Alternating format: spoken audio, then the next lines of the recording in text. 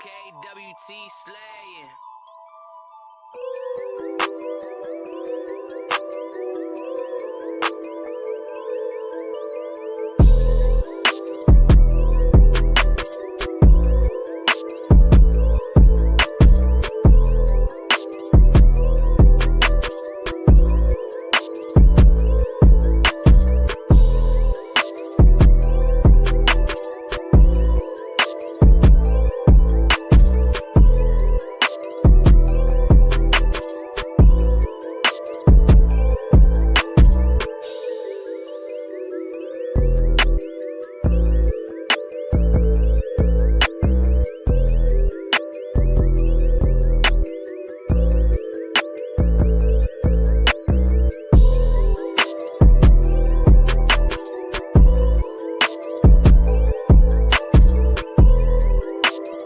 What if the truth was never lost, only buried? For centuries, historians, scholars, and even colonial records have confirmed what many tried to silence. The original Israelites were a black people scattered across continents but never erased.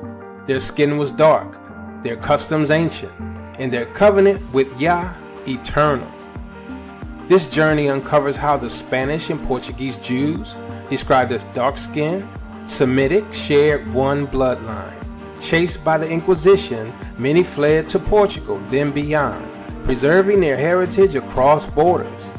But the story doesn't end in Iberia. Across from West Africa, black Jews built synagogues, kept Torah, and passed down the laws of Moses. The Limba in southern Africa, the Igbo in Nigeria, the Beta Israel in Ethiopia, tribes across the continent boldly declared, "We are the children of Israel." These aren't isolated claims. These are voices rising from the dust, connected by oral histories, Torah traditions, and the unbroken rhythm of their identity. No such legacy exists among European Jews. No centuries of tribal witness, no matching traditions, no trace of ancient covenant keeping. Maps, art, and archaeology tell the same story. The Israelites were scattered, enslaved, and displaced, but never lost. The world always knew who they were. Their presence was visible, their customs alive, their story intact. This book doesn't speculate. It confirms the Israelites were black, bound by blood, culture, and covenant to the Most High. This is not just history, it's restoration. The truth was never destroyed, only buried beneath centuries of deception. Get your copy of They Always Knew We Were Israelites today, available now on Amazon.com.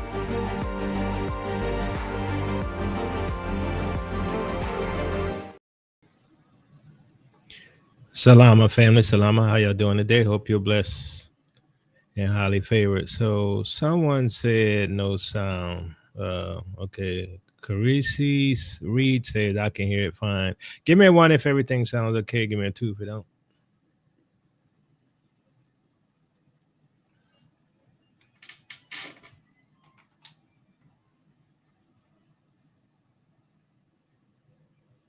Okay. All right. So we're going to talk about things that I see that, it's a multitude of things. One being obviously the Lord of the Rings. And excuse me.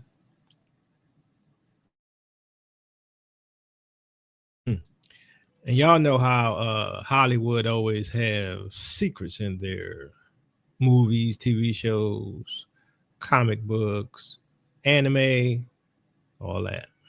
But we can also talk about what's happening today because, a lot of y'all have a misunderstanding of some things. Like when I say we're going to flee, I'm not telling you to flee, right? That's between you and the Most High. And when I tell you we're going to flee, it's biblically sound.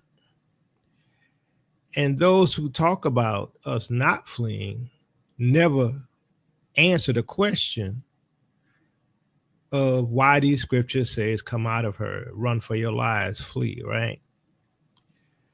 So a lot of people have what I call normalcy bias. And some people just love Babylon. Don't get it twisted.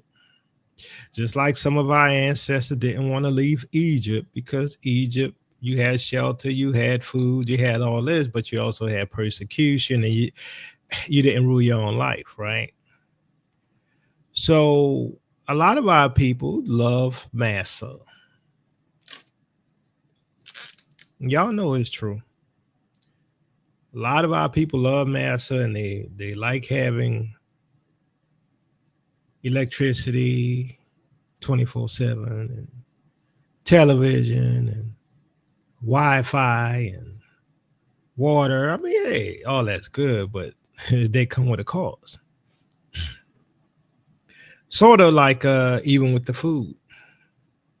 It's hard finding food that's not poisoned here. I hope you know that. As I mentioned before, I think I mentioned before anyway, my niece went to Switzerland. And when she went to Switzerland, she got ill. So she went to the hospital. And when she went to the hospital, guess what? Their hospitals are what? Empty.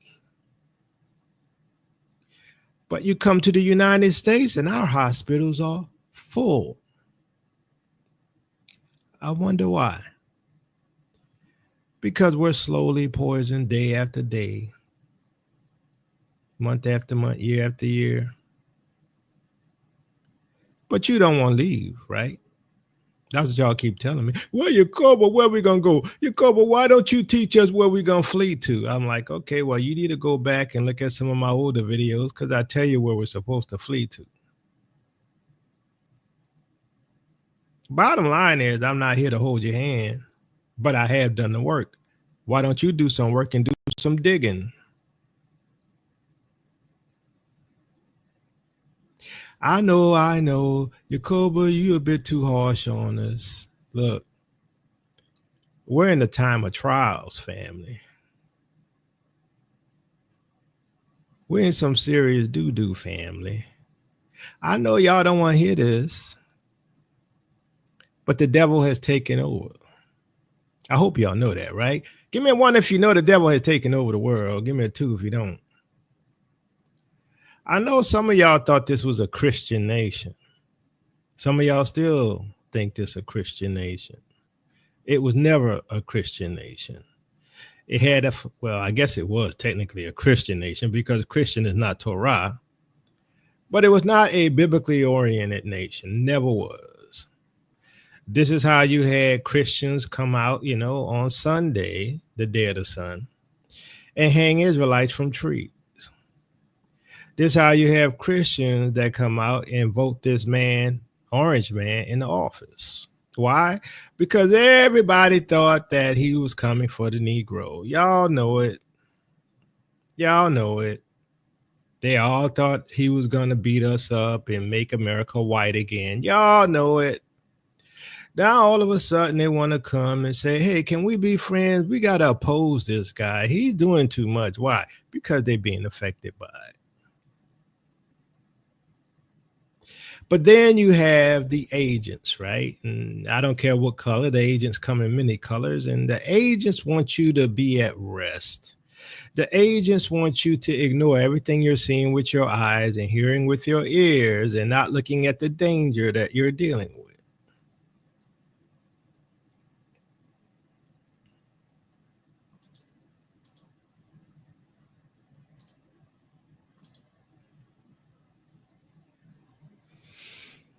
Isaiah 60, arise and shine, for your light has come. The glory of Yahuwah is risen upon thee. For behold, darkness shall cover the earth, and gross darkness the people.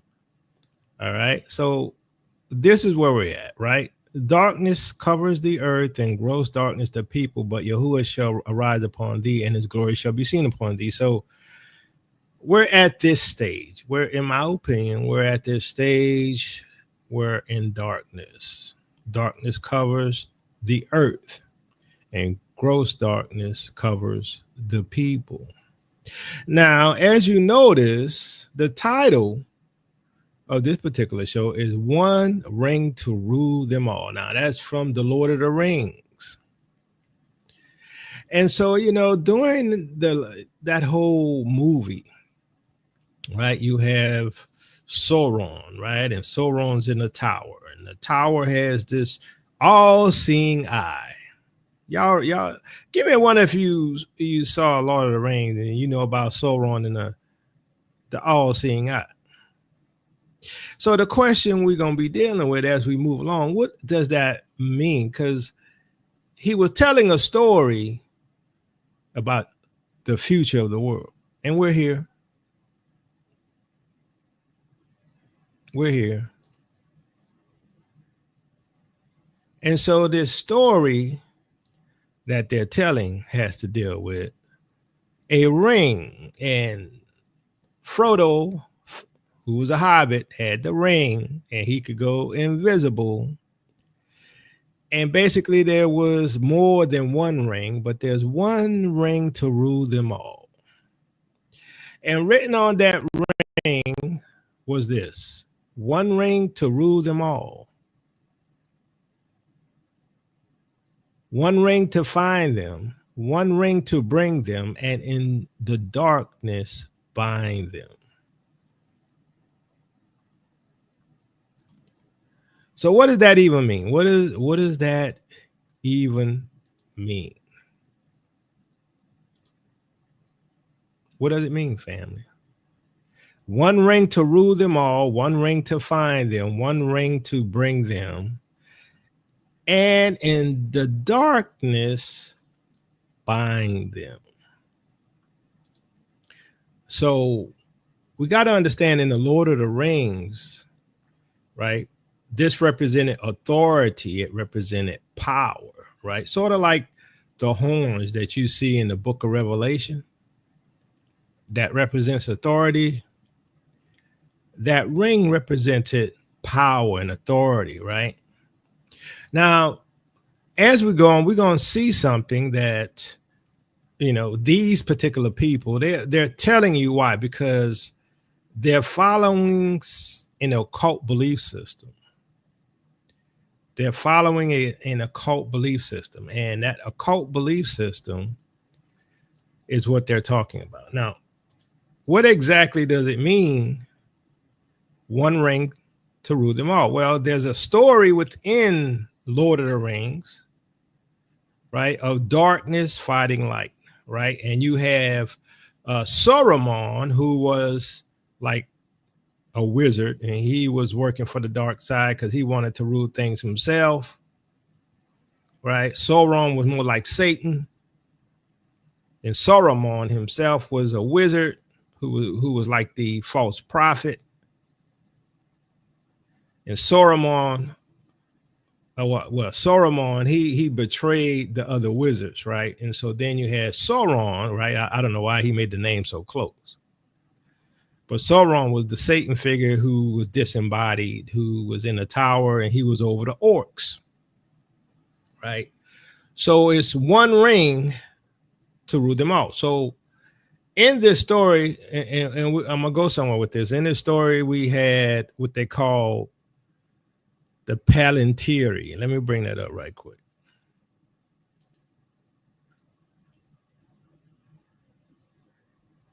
Okay, so in Tolkien's Lord of the Rings, a Palantir, plural Palantiri, is a crystal ball used for communication and seeing distant events.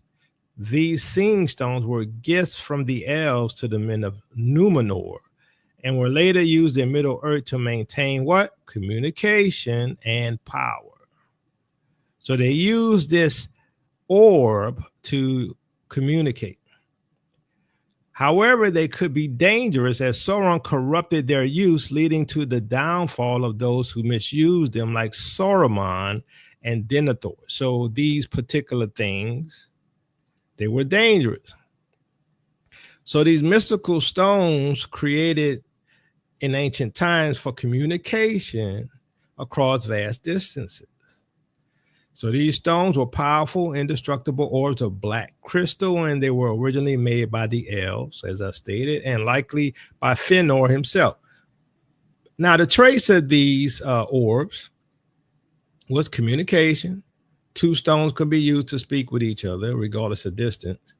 Seeing, a user could see events, people, or places, though not always clearly or truthfully. So they could see things, but what they saw wasn't necessarily the truth. Sounds familiar?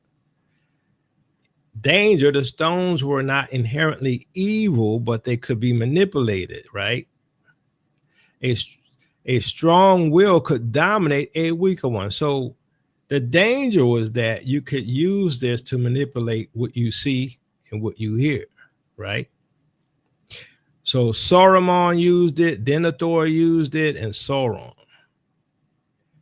All right. So what we got to understand is that the Palantiri, right? If we look at this through a modern lens, what does it remind you of?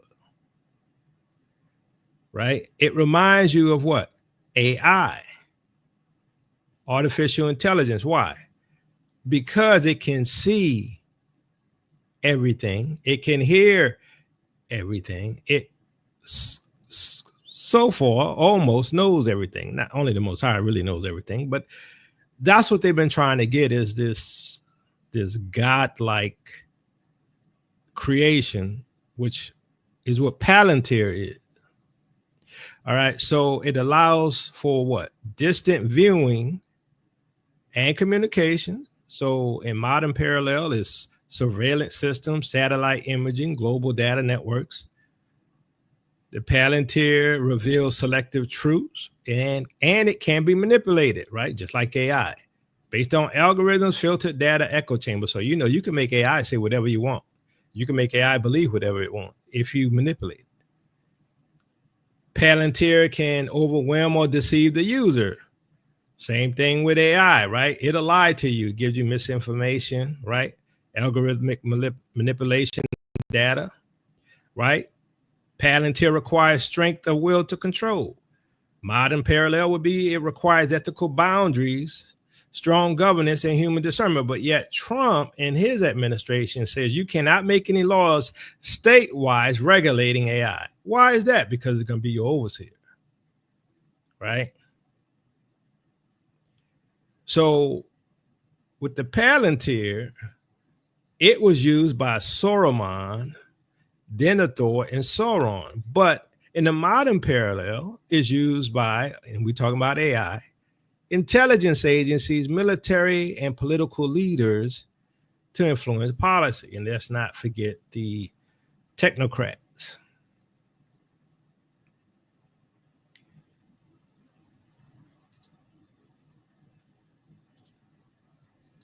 So most of you all may have heard of Palantir, the company, right? Palantir Technologies is an American publicly traded company specializing in software platforms headquartered in Denver, Colorado.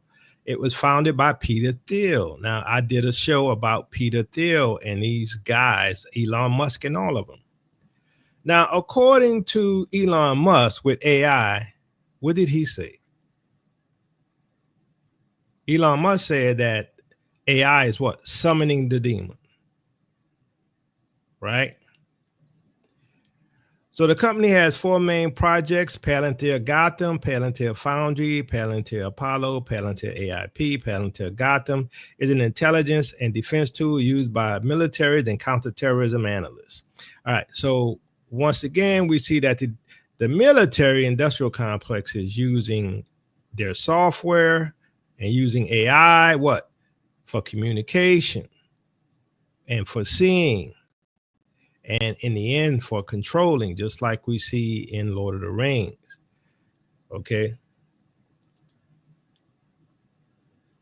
So we got to understand that what Palantir has created is the whole idea of the Freemasonic all-seeing eye. If you're familiar with the all-seeing eye, Freemasons, please say yes. If not, say no. Okay, so the all-seeing eye, represented Satan.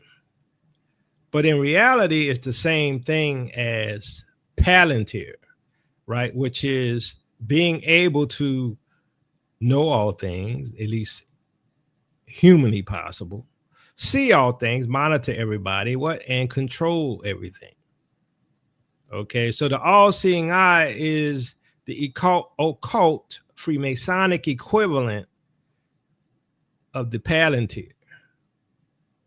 And so what we have is a blending of these belief system, occult belief system, that is being displayed in the movie The Lord of the Rings. And there's this invasion or this warfare between the light and the dark, right? Between Sauron and the elves and, the dwarves and the hobbits, representing mankind. So we got to understand that what's being told in these movies is the plan for humanity. So the all-seeing eye is seen in Freemasonic symbolism and occult orders, and even on the back of the US dollar bill represents what? Total surveillance and hidden control. So this is what Palantir is. This is what Peter Thiel is doing, right? Now, if you notice, all of these technocrats are evil. They might talk religious talk, just like Trump talks religious talk, but they're evil. They are part of, for all purposes, Sauron's cabal.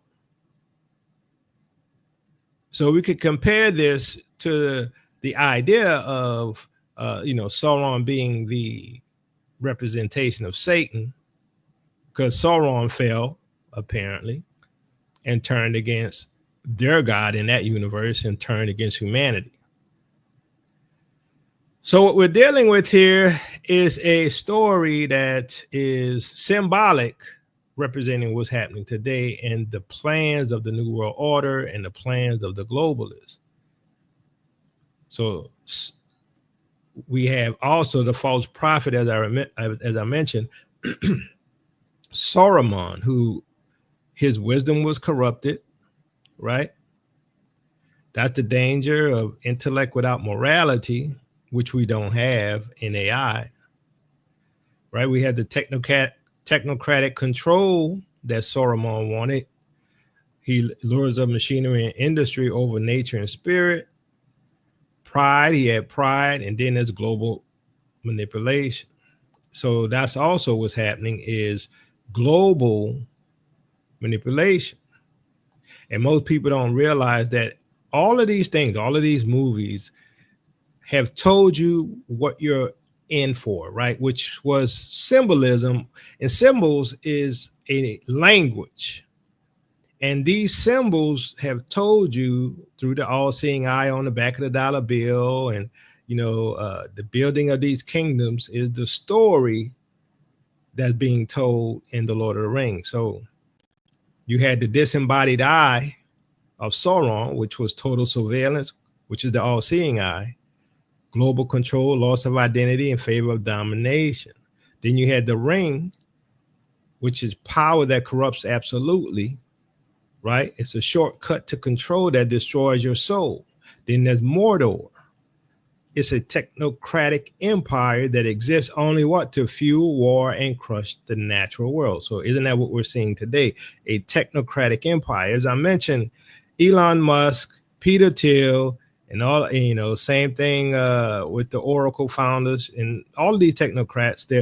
They're all part of this vision of the elite technocrats taking over the world, sort of like I mentioned in the movie Things to Come. At the end of the movie Things to Come, the world was brought into this stage of peace by the scientists. The scientists came and overthrew the rebels and the military industrial complex and took over the world, right? So what we see here is manipulation on a global scale. And this is why most people don't understand what's happening to them, because it's very subtle. So in this hierarchy within the realm of the Lord of the Rings, you had Eru Yuvatar, who was quote unquote the creator god, similar to Yahuwah. Then you had Melkor, who was Morgoth. He was the first rebel, Satan. Then you had Sauron, who was a corrupted servant of Melkor, a fallen angel, or like a fallen angel. similar to Abaddon. And then you have Saruman, who was like the false prophet. So the One Ring is the purest symbolism of corrupting power in the Lord of the Rings. It represents the desire to dominate, to control others through will, and to shortcut divine order by force, right? It is a weapon. It's a spiritual parasite. It offers power, but always on its own terms, right? And so that's what we're seeing today. This One Ring is dominating the world and dominating the will of others. Remember, one of the guys, I forgot, I can't remember his name, the Israeli guy who's a scientist, he says free will is a thing of the past because mankind can be hacked, right? So the ring represents this power over people and over their will by Satan, right? Or through technology, which will be AI, which will be, as I mentioned before, the Borg, right? The Borg is this whole idea of transhumanism, of which mankind is going to become tied into this global demonic system. So the ring is what we're seeing today, right? It makes people powerful, right? You got AI, it helps you find things, understand things. It's pretty powerful, right? It amplifies their desires to control others. So they can manipulate you through AI by the information that AI gives you. And most people don't do the research. So that's why the ring was forged to rule the other rings, which represent other power structures. You could say for all purposes that the one ring to rule them all would be the United Nations or global government. So on the ring, it says one ring to rule them all, one ring to find them, one ring to bring them all, and in the darkness, bind them. So this is enslavement, masked as empowerment, right? It reflects authoritarianism, spiritual tyranny, and systems where control is absolute. This is what we're seeing today. Corruption is disguised as strength. It seduces the bearer with the illusion that they can use it for good. See all this technology, all this AI and stuff, right?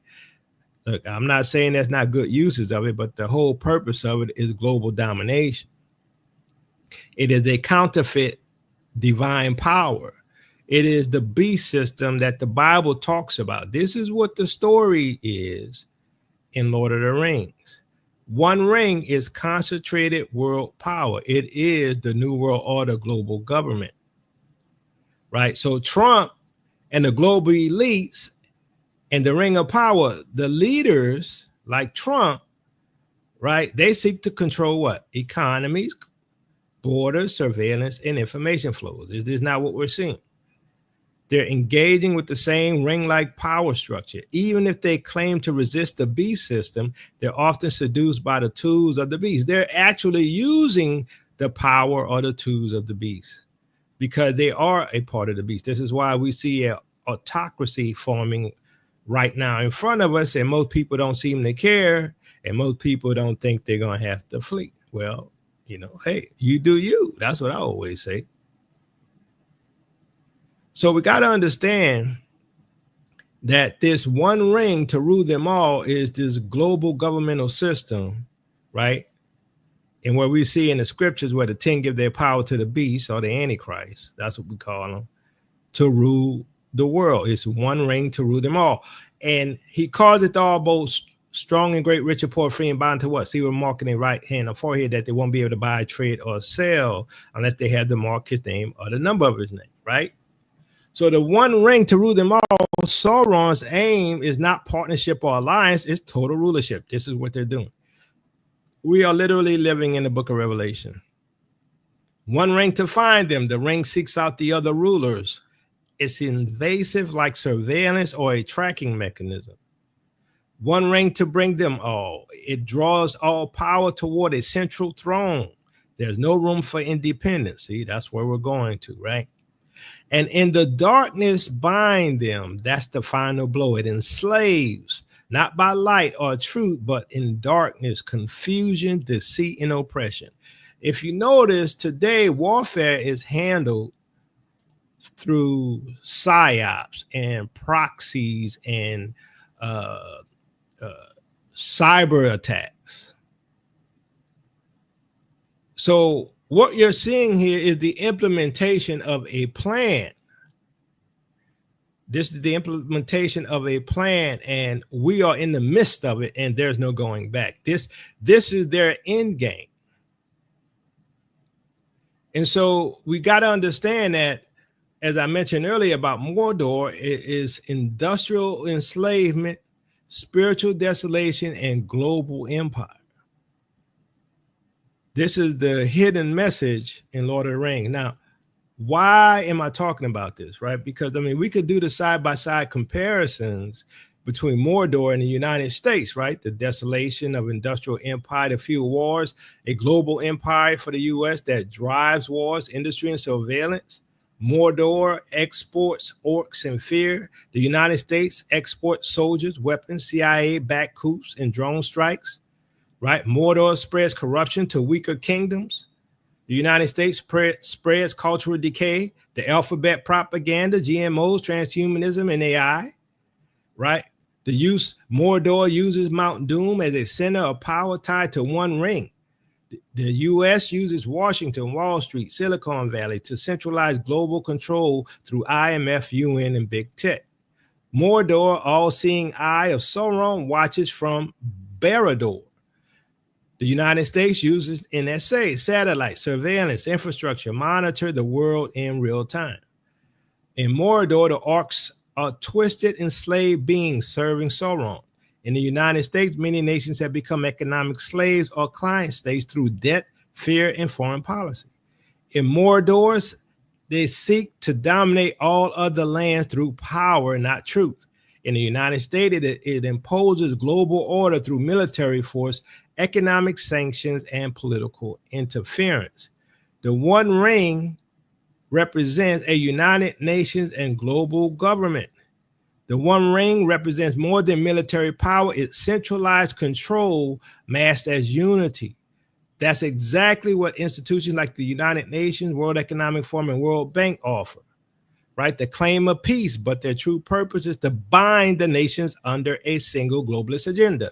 What? Bind them in darkness. That's what the ring said. The United States helped create and now dominates many of these systems. These institutions are rings of power, and the U.S. wields the master ring, one ring to rule them all, or the horde that rides the beast. One ring to rule them all. And what? In darkness, bind them. In darkness, bind them. And the scripture says, darkness covers the earth and gross darkness the people.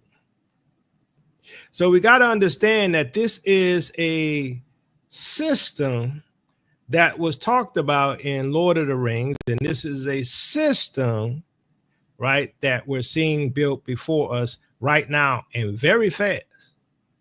Very fast.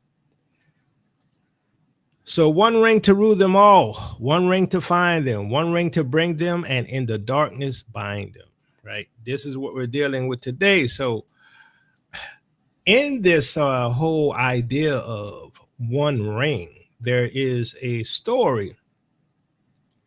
And this story, some of you've heard of it and some of you haven't. And all of this is tied together, right, in a what we would call mythological framework or fiction. But in reality, no, this is the occult, right? This is the occult world. Now, I'm going to say this, that a lot of our people we have to up our game and understanding, right?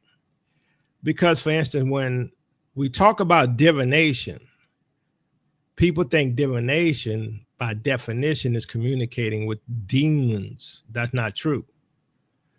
Divination is using something to communicate with the divine, right? And so, as most of you all coming out of Christianity don't realize, is that in the Old Testament, they used objects to communicate with the divine or with the Most High, with Yahuwah. They used the Ummah and the Thummim. The high priest used the Ummah and the Thummim to hear from the Most High and hear from him and get feedback, right? They used to cast lots to hear from the Most High. They call that divination. It's the same thing that's done in African religious traditions, right? But some people won't tell you that, right? They want you to think everything African is demonic. Well, no, everything African isn't demonic. I'm not saying they have the pure ancient religion of what we call Judaism. You know, I'm sure it's corrupted, but the whole thing is that we have to understand that they control our perceptions through information and our lack of understanding of definitions of particular words and ideas. Okay, so in Lord of the Rings, we have one ring to rule them all. Now, this is very interesting because they're trying to build this quote unquote temple in modern or fake Jerusalem, right? And so we got to understand that all of these things come from a tradition, right? And I'm going to show you where this tradition of the Lord of the Rings probably comes from. Let's look at this. All right, let's see if y'all can see that. All right, so the Seal of Solomon. The Seal of Solomon, also known as the Ring of Solomon, is the signet ring attributed to King Solomon in medieval Jewish tradition and in Islamic and Western occultism. It was often depicted in either a pentagram or hexagram shape, the latter also known as the Star of David in Jewish tradition. So it's talking about this right here, right? The Star of David, right? The Seal of Solomon, which is what they say the ring was, one ring to rule them all. So this ring variously gave Solomon the power to command demons, jinn, genies, and spirits, or to speak with animals due to the proverbial wisdom of Solomon. His signet ring, or its supposed design, it came to be seen as an amulet or talisman, or a symbol or character in medieval and Renaissance era magic, occultism, and alchemy. So understand that during these ancient times, these particular objects, you know, they were used to communicate with the divine, right? Whether you're talking about the Most High, you're talking about spirits, the sons of God, the fallen angels, right? These things, you know, they use. Just like I mentioned in ancient Israel, they used the and the Thummim, which are two stones, to communicate with the Most High. The high priest did. Today, they were called the high priest or witch doctor. Okay. They were called the high priest of Israel or witch doctor. All right. So the ring is regarded as one of the most powerful mystical objects in the world, especially since it was crafted by God. That's what they say. More upon the testament of the ring's power is that, as stated before, it had the power to control and command many demons, even those of great and high rank, such as Asmodeus and Beelzebub. As a result, many demons feared the ring and would attempt to be rid of it as quickly as possible, although some would use it for their own benefit, such as gaining command and power over the demonic legion. So this is another thing you can think of. One ring to rule them all, which is ruling demons. With what we see here with this whole occult idea of the ring of David, the Star of David. So you could tie this back to one ring to rule them all that we're seeing in Lord of the Rings. But in essence, it is the authority and power to control and manipulate the masses. See, this is what's happening, right? It is the means to manipulate the masses. And this is what we have now. The whole idea that the conspiracy theorists have been talking about for all of these generations of Freemasonry and the all-seeing eye is here. This is what AI is. It is the all-seeing eye. This is what they wanted. This is their pursuit. This is their pursuit of godhood. This is where they want to become transhumanists. Now we're going to look at this particular video and look at what the owner or the CEO and owner well, he's not the CEO, but he's the owner of Palantir and founder of Palantir, which is Peter Thiel. And let's see what he said, because we already know that Elon Musk said that, you know, they're bringing out the demons, right? So Let's look at it. My very specific question for you, right, is that you're an investor in AI. You're deeply invested in Palantir, in military technology, in technologies of surveillance, in technologies of warfare, and so on, right?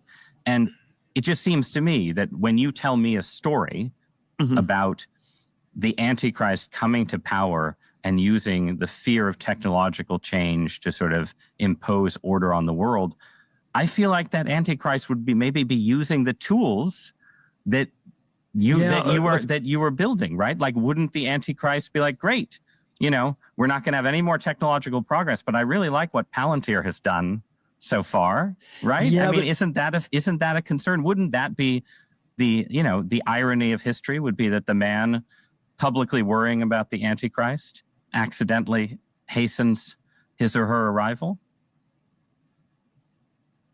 There are all these different scenarios. I obviously don't think that that's what I'm doing.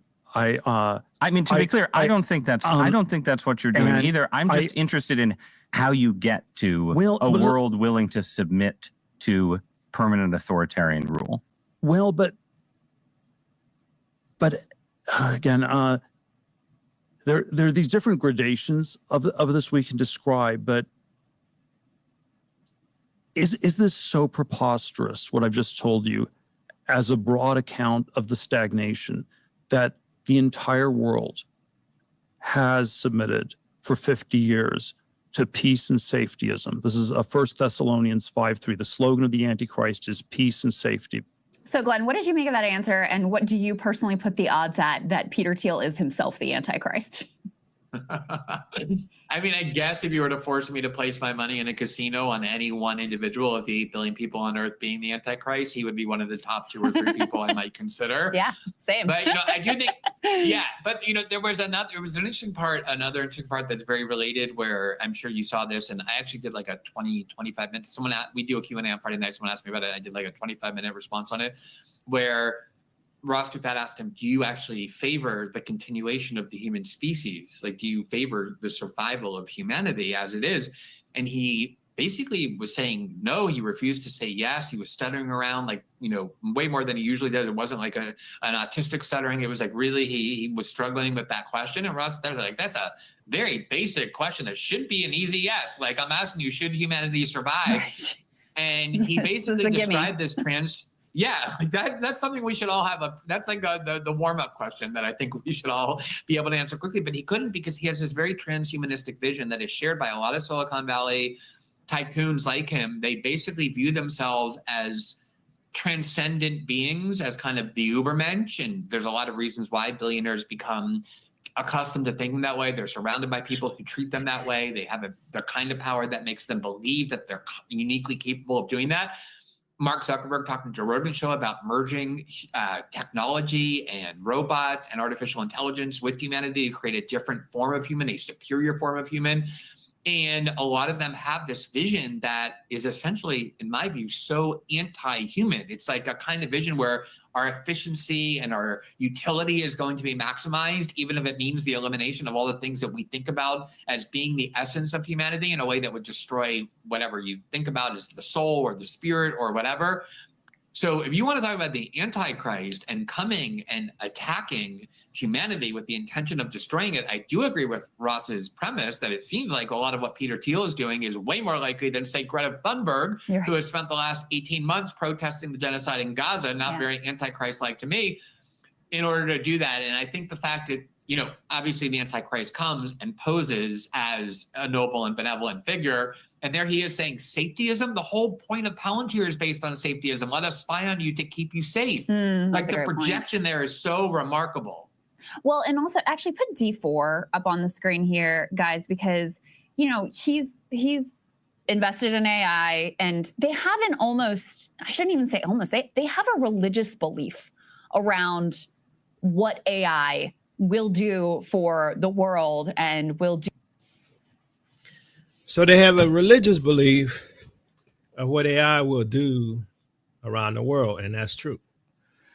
And understand that Palantir is just that, right? And it's tied into Grok and it's tied into ChatGPT and all AI platforms of, all knowing. That's what they're trying to do, right? All knowing, all wise, all seeing, all, hears everything. That's what they're trying to create. And that's why they want to jack into the artificial intelligence so that they could become gods, right? Lowercase g. That's what they want, right? They want to become like the Most High, but they can't. Now, I saw someone says, hey, we don't do casting lots, obviously, because we're in the new covenant. The whole point being is that our ancient ancestors cast lots. Read your Bible. The high priest used the Ummah and Thummah, 2 stones, to communicate with the Most High. I've talked about this before. The apostles cast lots to decide who gonna replace Judas Iscariot. Come on now. We got to get more mature in the scriptures now. Why? Because you need to understand what you're dealing with. They call good, evil, evil, good, up, down, up, right, left, right. Right? You got to understand that now, yes, we could come boldly to the throne. We could pray. We could come straight to the Most High. But you got to understand, when our ancestors came out of Egypt, they had no foundation other than the occult and paganism. And some of these quote unquote ways that they sought the Most High was because the Most High used it as a means for them to communicate with him, to bring them through to stages of getting to know him through physical objects. That ain't the case no more, because the Most High came in human flesh to present himself to us so that we can know who he is and how to communicate with him. Before then, we didn't have that. We had what Moses told us, right?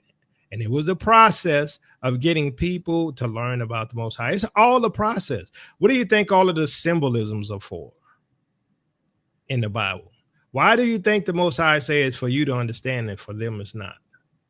Why couldn't most people understand the parable of, the 10 virgins and the Messiah knocking on the door being compared to the African knock ceremony? That's because y'all don't know African traditions and African ways of doing things. And that's why you think you know stuff and you don't. That's why stuff starts to make sense once you know who the people are. Once you know who the people are, everything starts to come together. Now, why am I talking about this? Because these people have a agenda, and it's a occult agenda. And this occult agenda is to build Solomon's temple in Jerusalem, even though it's a fake Jerusalem with a fake people. And it's going to have a fake Christ, which is the Antichrist. This is what they're trying to do. They're creating their own God through AI to be all knowing, all seeing, right? Just like we see with Sauron, which he had the all seeing eye over the tower, because the tower is looking over the world and it's full of darkness. And that's why it says darkness to bind them. And that's why, in my opinion, when we see in the scriptures, that darkness covers the land and gross darkness to people. It is this enslavement. It is this oppression. It is this conquest. And see, that's what I'm trying to get y'all to understand, that this thing that's happening right now is not just militaristic. It's not just spiritual. Right? And it's both, but it's a plan, and it's the revelation of what they call the method. And this is a plan that has been in place from generation to generation by mostly Western nations. And they're trying to have one ring to rule them all. What's going on in LA right now? Last night, the ICE agents are staying at the Marriott in Pasadena, and everyone went over there in their cars and laid on their car horns all night. then there was a business owner downtown, and ICE came into his business and he locked them inside. And cops are like trying to get there, and cars on the freeway are blocking the cop cars from being able to do it. Also, our vice mayor told all of the SoCal gangs that they need to mount up and protect their communities from this incursion. Like, you have to understand, like, the history of California. California has been trying to be its own country longer than Texas has. Like, look it up. So understand that what we're seeing here is leading towards a civil war, right? And this is by design. And so what we're dealing with is order out of chaos, which is, let's go back to the movie Lord of the Rings, right? This war between light and darkness. And here's the thing that most people don't realize. They know that they're fighting on the dark side. Elon Musk knows he's on the dark side. Peter Thiel knows he's fighting on the dark side. Donald Trump knows he's fighting for the dark side. Some of these quote unquote Christians know that they're fighting for the dark side. Then you got the others who think they're following the Messiah, and they're not. I'm not saying all Christians following the dark side. I'm just saying some of these ones that's in the upper echelon who claim to be Christians, and some of these pastors are fighting for Sauron or is fighting for Satan. And that's why things today feel so off. Give me a 1 if the world seems off to you. Give me a 2 if it don't. Nothing's the same anymore. The normalcy is gone. People not really happy. People are surviving. They're surviving. Why? Because there's a spiritual darkness that has covered the globe.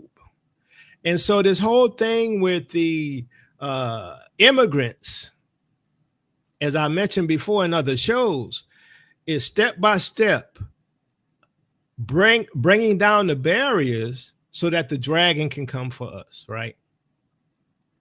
So that the dragon can pursue the woman. And that's what I'm trying to get y'all to understand, is that some of these things that we see, we don't have understanding because we truly don't understand the scripture.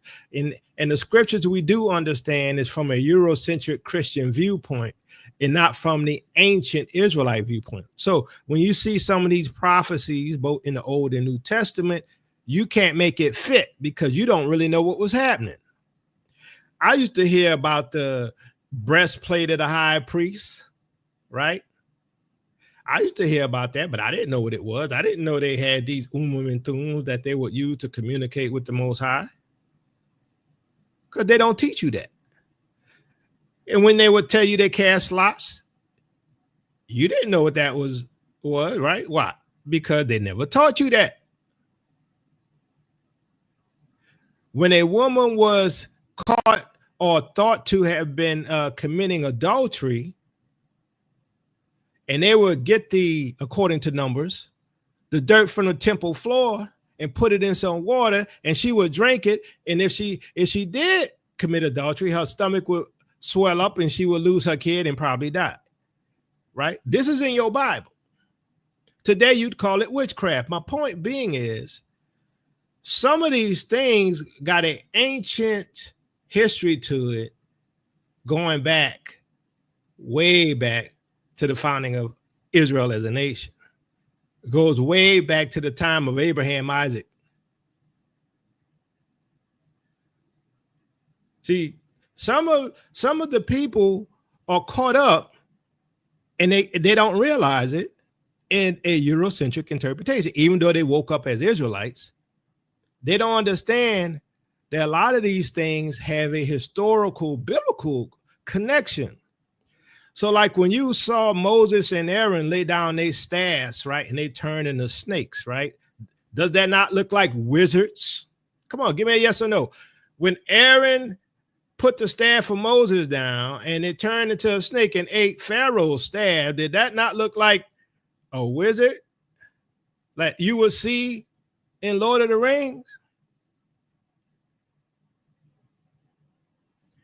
See, what we're dealing with is an ancient culture and practice that some of the dark side still do. Right? Some of the dark side still do these things. We're led by the Holy Spirit. So we go to the Father directly. We can pray and ask the Father. We don't have to cast lots. We don't have to do none of that no more. Because we can boldly go to the throne. We can ask the Holy Spirit to guide us and teach us, and he will lead us in all truth. But some of these cultures goes way back to a time where, and I'm going to say it this way, Israelites was doing something similar. But understand what's happening today with the immigration is a sacrifice. It is a destruction of civilization, just like you see in Lord of the Rings, where the orcs were getting ready for battle for the light and dark sides to fight. And look, and I'm convinced that these people know this. I'm convinced that they have always been on Sauron's side, on Satan's side. It ain't like they all of a sudden, hey, I'm just gonna be rich, and then they become immoral. Because no, they didn't sold their souls. They didn't sold out. They're devil worshipers. They're wicked. They're synagogues of Satan.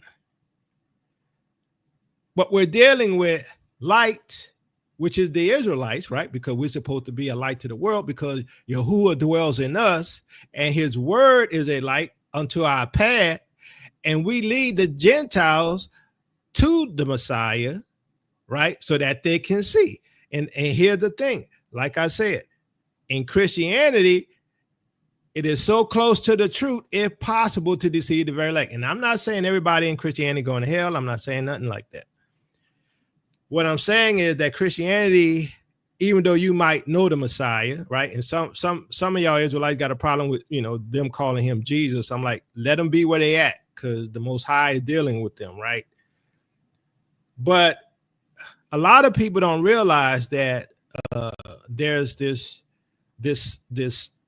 veil that is so close to the truth through Christianity, because Christianity has a foundation from the Torah, but it doesn't follow Torah. See what I'm saying? The belief system of the apostles, they don't follow, just as we see in Constantine's creed. Right? They rejected everything of the apostles. Go ahead, read it for yourself. But anyway, let's continue, because I'm trying to show you that there's this wickedness and this spell that's over the world. There's this darkness and people can't see it. And that's why you can have this government do what it does and nobody does anything about it. Why? Because everybody is lulled to sleep. Everybody's sleeping. They don't get it. Sleeping on concrete floors in 100-degree weather with no AC, no showers, toilets overflowing. Lights are on 24/7. They're being fed food with maggots in it, in a cage, in a swamp. Liamzi Lafragrua says there's no water to bathe. The mosquitoes are the size of elephants. We're trapped like animals. Another detainee told his wife on the phone, if anything happens to me, sue them, because it's useless to have rights in here. It's useless to have rights in there? They even have a DACA recipient there. DACA, you remember that, right? The program that was supposed to protect dreamers? Yeah, he was denied his Bible. He said that there's maggots in the food. The lights are on 24/7. His mental health is declining. Another detainee said that we're rats in an experiment. These aren't violent criminals. These aren't bad hombres. These are human beings. A good portion of which were in the legal process. And undocumented, that's a misdemeanor at most. You don't get locked up for that. But yet Florida and DHS put them in there anyway. I think the scariest part is this is not the only one. Alligator Alcatraz is one of many that are out there right now. This is just the one that let us see. And these aren't the only stories. You hear clips about it all the time in the news, about people getting sick and needing to go to the hospital. A woman lost her baby because they were denying her proper medical treatment. I'm not going to go down the road that we've seen this before, because America doesn't seem to evolve. We just keep reinventing the cage. We should just go ahead and call it what it is. It's a modern day devil's punch bowl. This time they're not even trying to hide it, and our tax dollars are funding it. Now, I mentioned in many shows in the past, and some of you all knew and you haven't seen it, that Gentiles are going in captivity. This is what the scriptures teaches. I'm just shocked that it happened so quickly. Now, obviously, our main oppressor, it hasn't happened to them yet, but they are descendants also of the Spaniards and the Portuguese, which were the first ones to enslave us, right? So now the curses that were on us is on them. Now, I understand that the goal is for them to come and get us. This is the goal. All of this that's happening today because we have awakened. And because we have awakened, it's a threat to their global power structure. It is a threat to the one ring that will rule them all, or AKA global governance. See, our awakening is a threat because,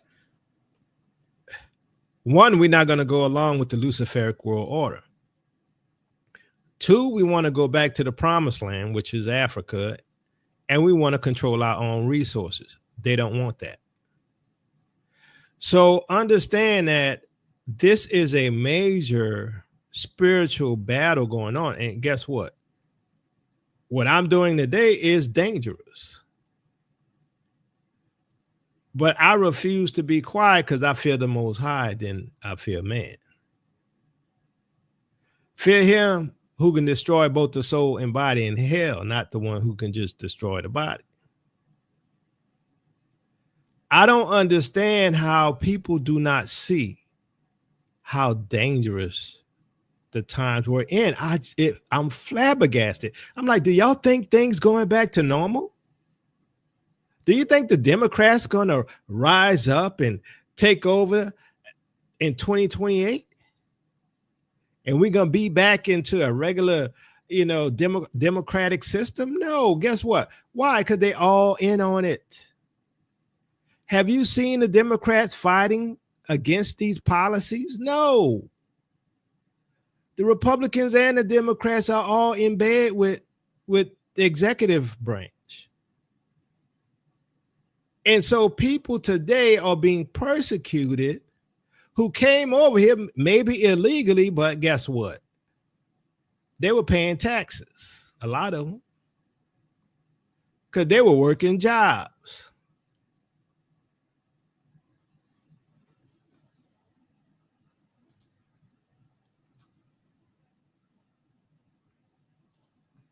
Right now, I just found out that in the 4th of July, there was a full-blown armed ambush at an ICE facility. And it's even crazier than you think. So here's what went down. On the 4th of July in Prairie Land ICE Detention Center in Alvarado, Texas, around a dozen people dressed in all black wearing body armor, armed with rifles and fireworks, stormed the parking lot. They vandalized cars, spray-painted anti-ICE graffiti, and set off fireworks to draw out officers, and it was all a setup. As officers responded, one of the attackers hiding in the woods opened fire. One Alvarado officer got shot in the neck, and thankfully he survived. Meanwhile, ICE officers was shot at too, and miraculously no one else was hit. Within 48 hours, local law enforcement and FBI arrested around 11 suspects all across northern Texas. What they found is that these weren't just random protesters. Authorities found rifles, body armor, encrypted phones, and even a resist ICE flag. It seemed like these people were ready for war, and now all of them are facing federal charges. I don't get it. How did we get to a place where shooting cops is someone's idea of activism. What would you do if this happened in your community? Let me know in the comments. Should these people get the harshest sentence possible? And do you think will attacks like this only get worse? If you're tired of violence being used to make a political point, share this video. We need more.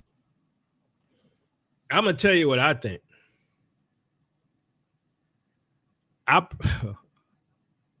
Rosie O'Donnell citizenship got revoked. Oh, tell me more.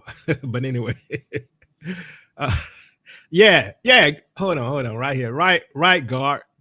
That's what I say. I believe this is a psyop because they're going to increase these type of things, and they're going to show you that you can't get away with it, right? And thereby program within you not to resist because you can't win.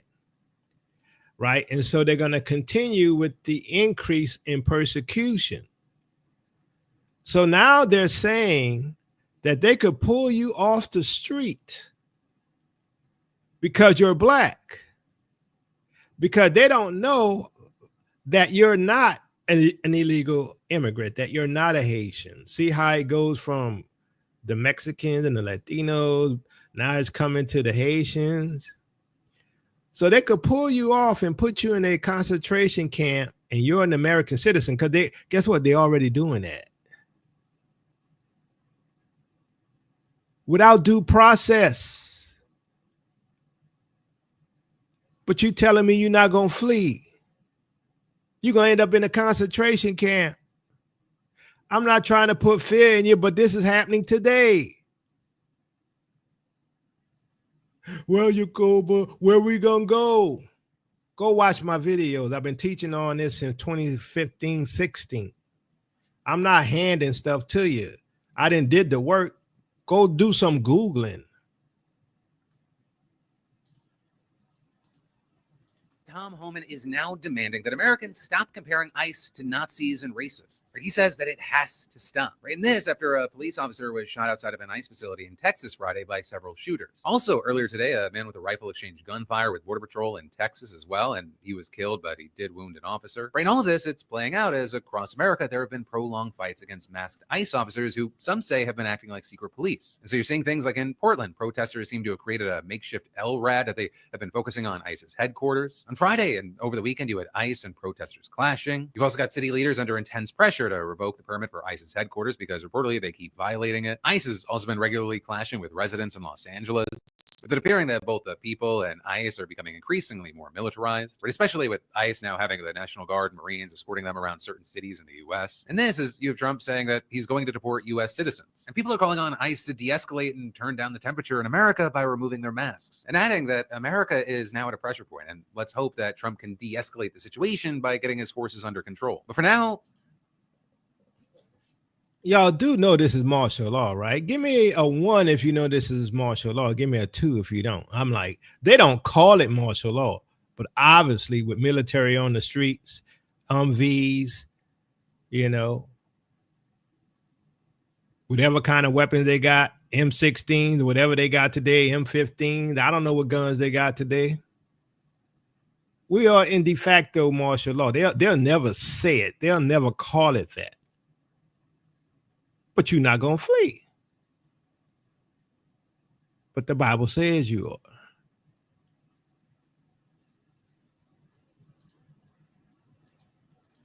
We have a lot of cases where ICE will go into a farm, and these are guys working there for 10, 15 years, no problem. The farmers know them. We're going to put, it's called farmer responsibility or owner responsibility, where they're going to be largely responsible for these people. And they know these people. They've worked on the farms for 15 years, and all of a sudden, so I have a great, Ron does, Christy does, we have a great feeling for the farmer and for others in the same position. And we're going to give them responsibility for people. And we're going to have a system of signing them up so they don't have to go. They can be here legally. They can pay taxes and everything else. They're not getting citizenship, but they get other things. And the farmers need them to do the work. Without those people, you're not going to be able to run your farm. We have a case. That's called slavery. That's called slavery. You can't leave that job. If you leave that job, you're going to be deported. Or you might go back to the detention facility. That's called slavery. Y'all do know Tell Ministry told y'all that's what the Bible said was going to happen, right? Some people still don't believe that America is Babylon. It boggles my mind. How can you have a nation that fits identical the prophecies of Mystery Babylon the Great, the mother of harlots, but people don't realize it? I told you, Gentiles go into captivity, and guess what? They're just the beginning. Their ancestors are the ones who started the transatlantic slave trade. They had Spaniards, had Portuguese. I wonder who is coming for next. Could it be the descendants of the Romans? Could it be the descendants of the French? Could it be the descendants of the Germans? Could it be the descendants of the Belgians? Could it be the descendants of the Dutch? Could it be the Afrikaans? I'm just saying.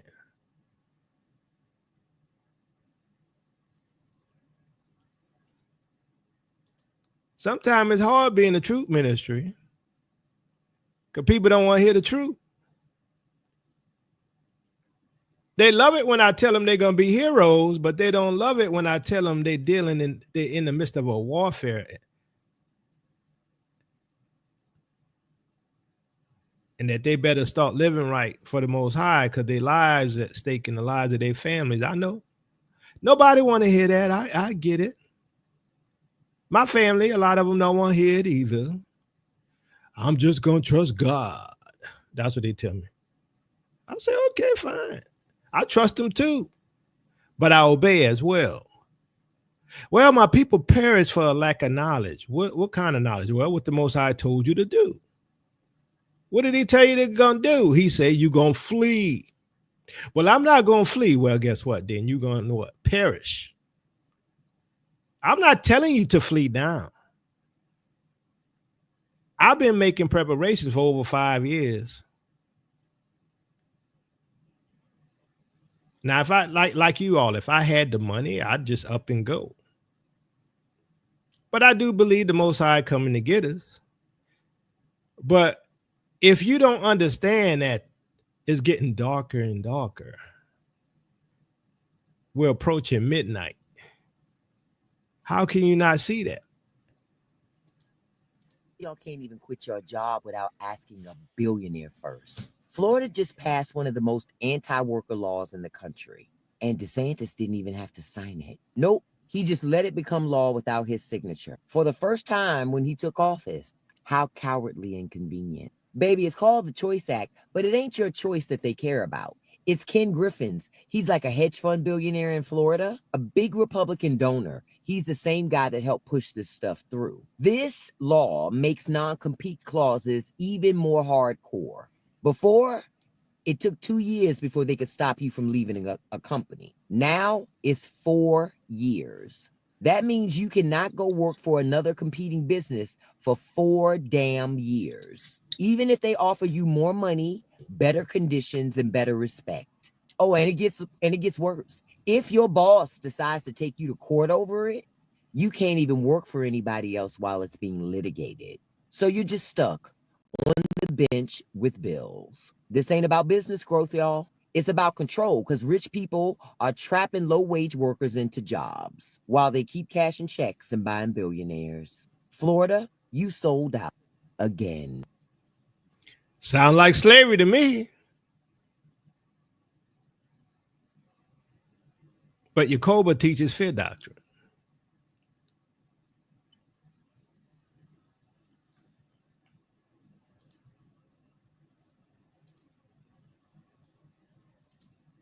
I was just popping up on here to let y'all know that the city of Miami canceled their November elections and that the mayor and the city commissioners will get another year term. I repeat, the city of Miami canceled their November elections and are postponing them until 2026. They decided to move the election year from odd to even on an election year. Meanwhile, the city charter states that municipal elections take place in odd years, and charter changes requires voter approvals although voters did not vote for this. So when folks keep talking about constitution and laws and order and decorum and all this other craziness, your literal rights are being stripped away right in front of you. And folks can call it fear mongering or whatever the top vocabulary word is for this week in TikTok, but you cannot deny what is happening in real time. So Miami's Republican mayor will get another year that the voters did not vote for. Oh, nothing. I was just popping up on here. Hashtag ain't no 400-year prophecy, though. I told you there's no constitutional law anymore. We're under martial law. This is why they can do this. This is why they can enslave people. This is why, you know, if you're going to go to another job, you're going to have to, if you're in Florida, you best go outside the state and go work in another state if you want to work within the same field. Because you won't be able to do it in Florida for 4 years. And now the city of Miami canceling elections. Where's the so-called democracy? You know why there's no democracy? Because you're under martial law. They just didn't tell you that. How can they get away with these things? Why? Because there's no laws anymore. The Constitution is gone. Who's going to enforce it? You're under managers now. This is insane. But Yacoba teach you fear doctrine.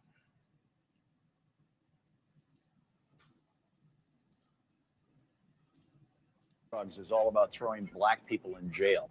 He said, quote, the Nixon campaign in 1968 and the Nixon White House after that had two enemies, the anti-war left and black people. You understand what I'm saying? We knew we couldn't make it illegal to be either against the war or black. But by getting the public to associate the hippies with marijuana and blacks with heroin, and then criminalizing both heavily, we could disrupt those communities. We could arrest their leaders, raid their homes, break up their meetings, and vilify them night after night on the evening news. Did we know we were lying about the drugs? Of course we did. I hope it clicks for anyone seeing this video that we are just repeating history.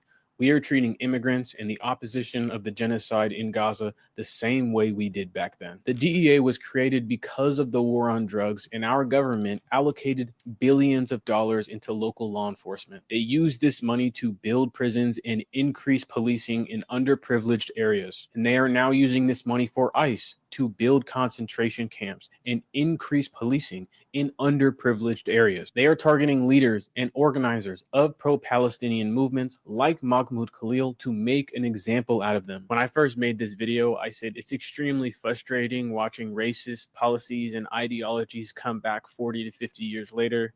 And then after watching it back, I realized they never left. What it looks like to you, fam? Look like them curses flipping to me. It's the same thing that they did to us, as he showed. Now it's happening to others. As we've taught on this in this ministry, that's what the Bible says was going to happen. I'm like, what does it take for people to realize we ain't in Kansas anymore?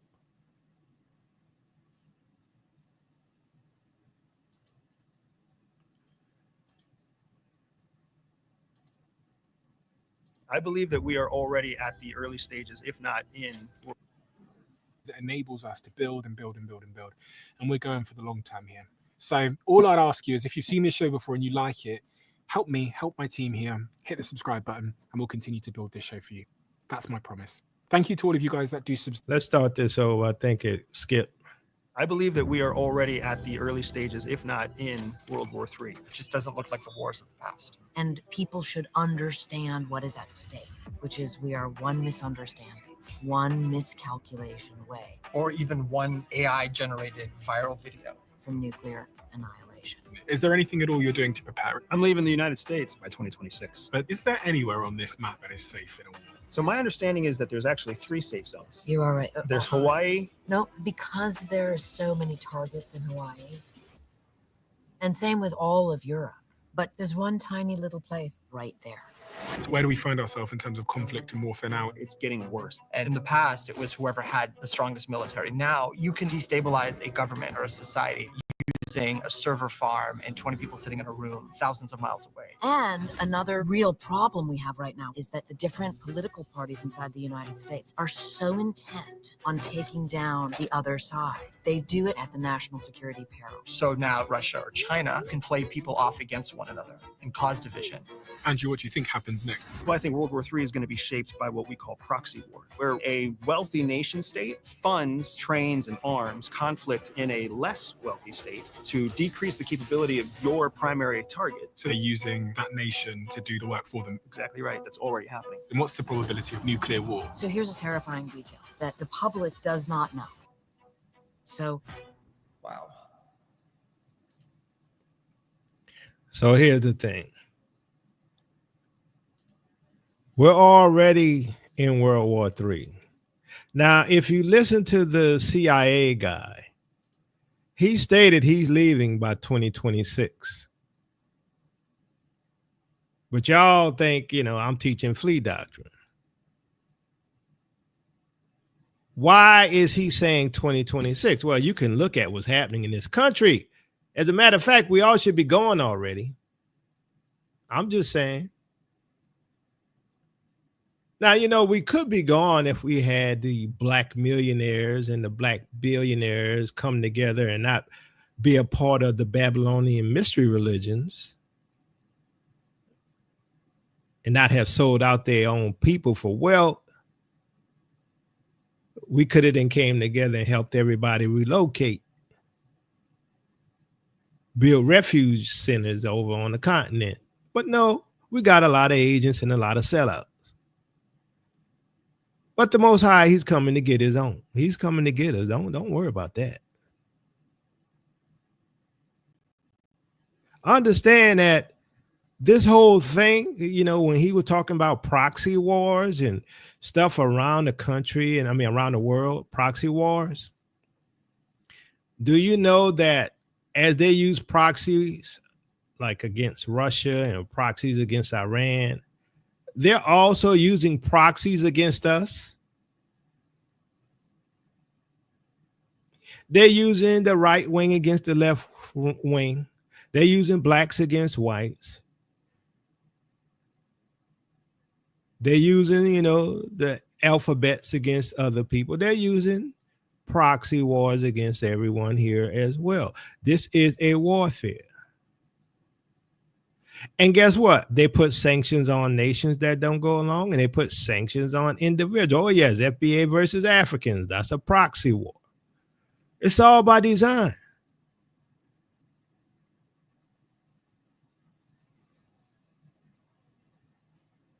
I don't really care for FBA people. They're arrogant and stupid.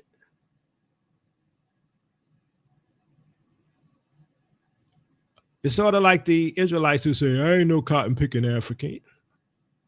But you claim to be Israel, but you ain't African, huh? They make up stuff.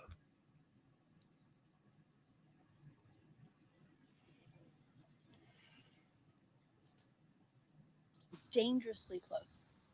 A couple of months maybe, before they start taking these ICE detainees and giving them to the farmers to work in the fields. That is why they're so big. That is why they're so public. They want us to see that we are losing people on the farms. That's why they propose that the Medicaid people would go out and pick our fruits and vegetables. They know that Americans are not only not capable and able, but not willing to do that work. So they're going to tell us that in order to save our food supply, this is necessary. And these prisons, these people who are running these ICE detention centers, they already know how to do this because they use people in these instances that are in prison to fight fires, for instance, and pay them just a few dollars a week. So it's coming, and it's not out of necessity. It is out of design. They have planned to do this all along so that they have free, cheap labor in this country. And we know what. If you're new to this ministry, I recommend you go back and watch our prophecy videos. Go watch our videos on the 400 years. Go watch our videos on Jeremiah chapter 29 if you want to learn all these things, right? Because we talked about what was coming and is here.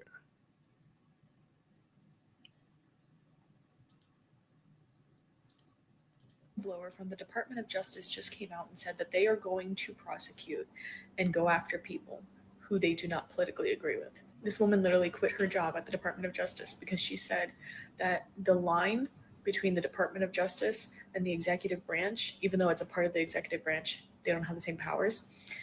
The line that was there before to stop the executive branch, the president, from basically taking over completely and consolidating power and using the Department of Justice against his political opponents, that line is gone. She literally said that line is gone. It's not blurred. It's not a little gray. It's not a little messy. No, that line's completely gone. And she said they are going to start going after people that they do not politically agree with. And all of this was outlined in Project 2025. So the only thing I have to say about this is we warned y'all. We warned y'all. And if this isn't fascism, then why fascism shaped? Tell Ministries warned y'all. All the while we were getting beat up and ridiculed and lied on and gaslighted. Now it's here. So what I'm going to do, I'm going to put this link out there if y'all want to come on and got some questions. If you don't, that's fine too. Because some people be asking questions and, all in the comments and stuff. And, I'm like, okay, well, let's get it out now if you got any questions. Otherwise, I'll just shut it down. So, but this whole thing is occultism. It is wickedness. It is warfare. It is Satan fighting against the chosen. And as I mentioned, as soon as we woke up, that all hell will break loose. 2019, all hell broke loose because of the awakening. And the awakening is a threat to the kingdom of darkness. Why? Because by us awakening, Satan knows that he has a short time. So he's making war against us, but he could not come direct at us because people would know, oh, they messing with the Negroes again. They messing with black folks again. This ain't right. I'm not going to have it. Not only that, some of them folks mixing with our people, so they're going to be persecuted too. So what they're doing is they're getting people comfortable with the idea of putting people in concentration camps, getting people comfortable with the idea of not having due process, getting people with the idea of, elections can happen whenever they decide elections can happen, right? They can stay in office as dictators as long as they want, because what's to stop them from doing the same thing, that the mayor in Miami did and do it year after year after year? There's nothing to stop them. Hey, Sister Chantel. You got to unmute yourself. Shalom. How are you? I'm doing good. How you doing, Sister Chantel? Oh, Lord of mercy. I'm good. I'm tired. Oh, why is Yakoba doing it so late again? But yeah, I'm doing good. I just keep watching what's going over at your neck of the woods, and I'm like, wow, how is it people can't see what's going on? It's funny because, oh my gosh, it's really funny because, for one, I was literally talking about this with my mum this morning. I was talking about, oh gosh, what were we talking about? There was so much we was talking about, but one of the things I said was, it's oh my gosh, I'll tell you one thing. I watched a video with some woman and she was literally talking about, she's a state agent, and she's talking about how she's seeing so many Americans leaving in droves.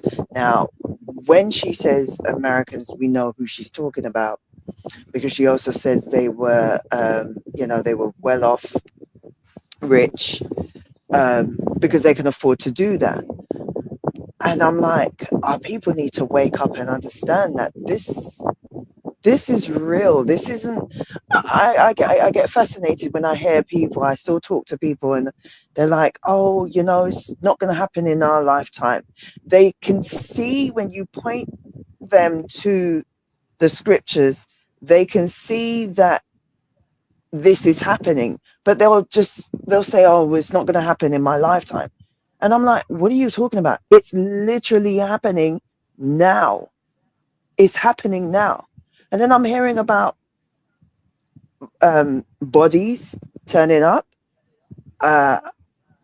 It's I can't even pinpoint as to one thing, but the whole Lord of the Rings thing. It's so funny because I was actually going to leave a message with you regarding Lord of the Rings. Now I know that the prequel series that they've got on Amazon, it is a pile of poo. I'm not gonna lie, but it is worth actually watching, especially the second season, because they start getting a lot of what you're seeing in terms of the breaking down Malcor, and yes, him being Satan and everything, and the relationships. When you see how Sauron is manipulating the elves, it's like watching that play out right now. It's so weird. It's so weird, but oh my gosh, I'm gonna stop talking because I'll talk forever. You know me, but I just want to say shalom to everyone on the panel. And shalom to everybody in the chat. So many of you I haven't spoken to in a long time, and I'm sorry. You know, you can cost me for that, but yeah. Anyway, I'm gonna stop. All right, thank you, Sister Chantel. Brother Fast Nickel. Shalom, Brother Yakoba. I just wanted to come on to remind you and everyone else that on Monday, the ISO 20022 banking laws go into effect. So that may be why everybody is seeing some of the spike with XRP and XLM. But I just wanted to remind you that starting Monday, you guys might start to see something. You're not going to necessarily see anything with your banks, but those who own those cryptos, you might start to see spikes. That's all I wanted to mention.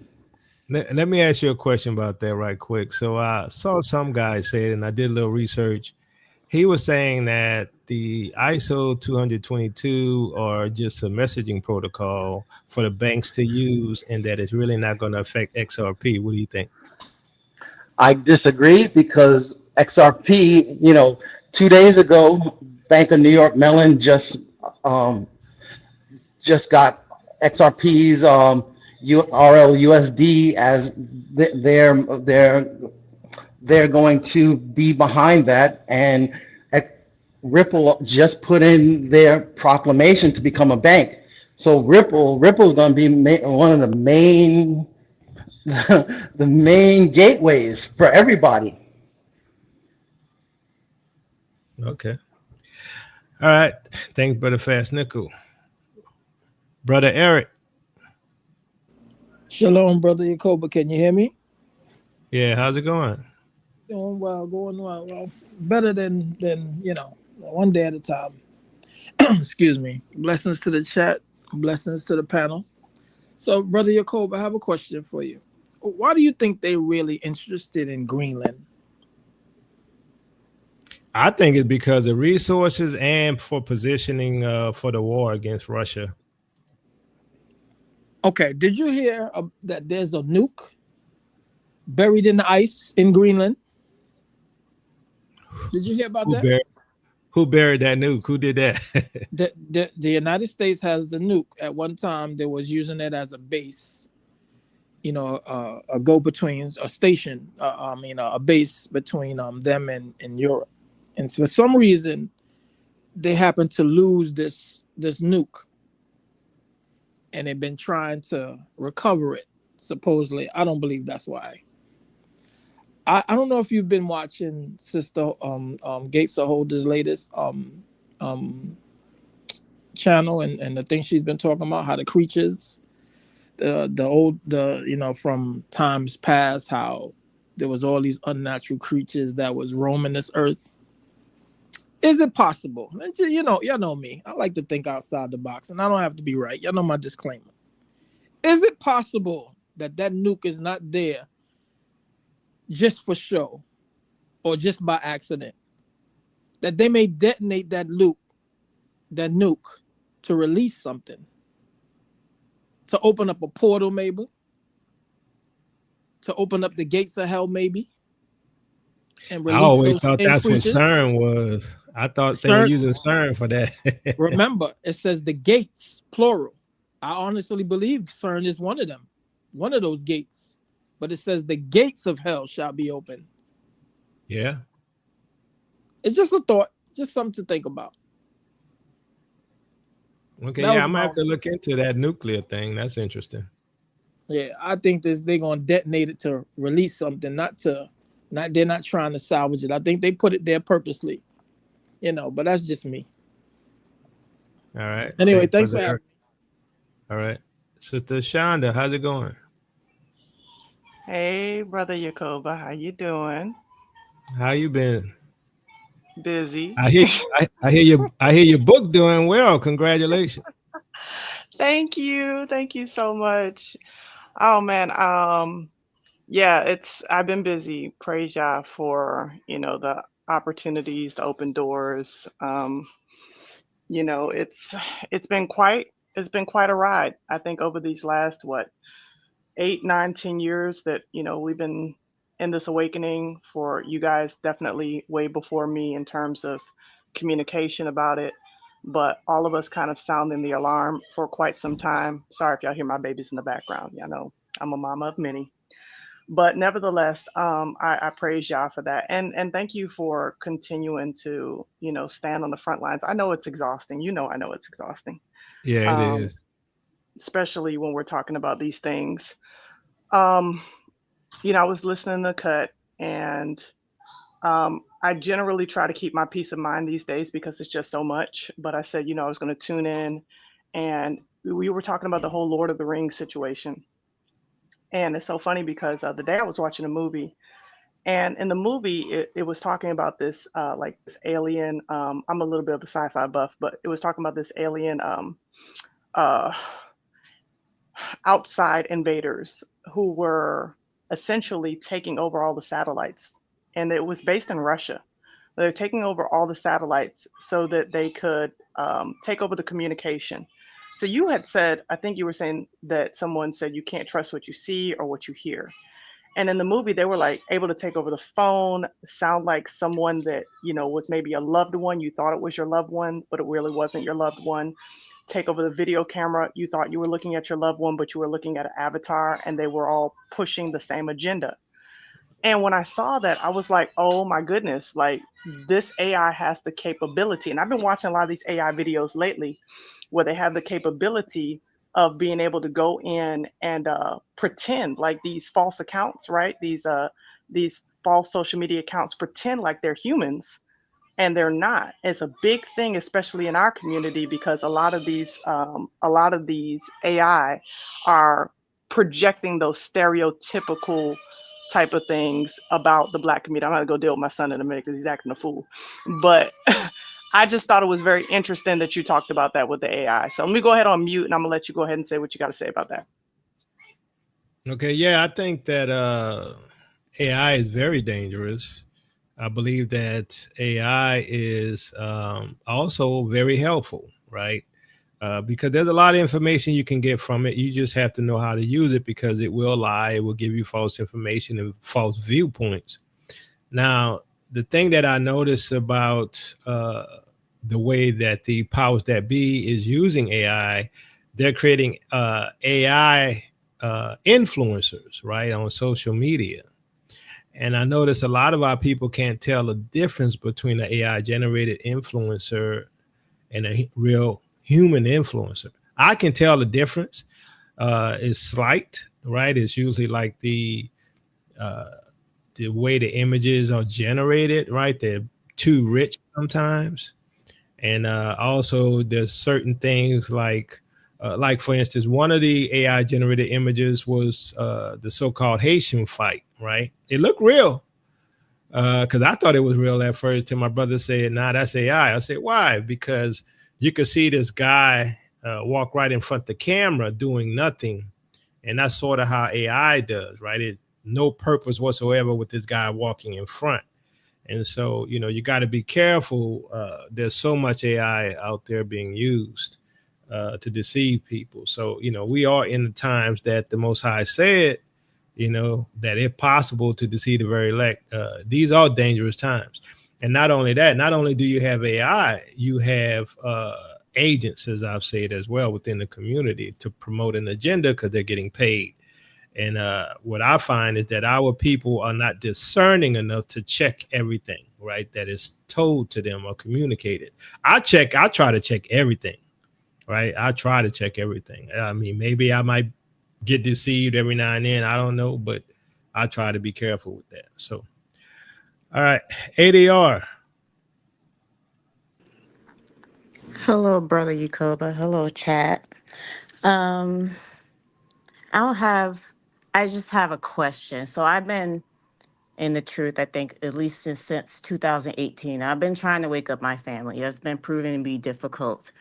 Um, how do you think, or do you see anything when it concerns the Most High and getting us all out of here since we're all scattered like everywhere? I currently live in Minnesota. Um, so do you see like anything to how he's going to gather us all before they start trying to complete their mission that they have with us? Well, I do think the Most High is going to get us soon. You know, he says that he'll never leave us nor forsake us. The Bible also says that as soon as Israel travailed, she was delivered.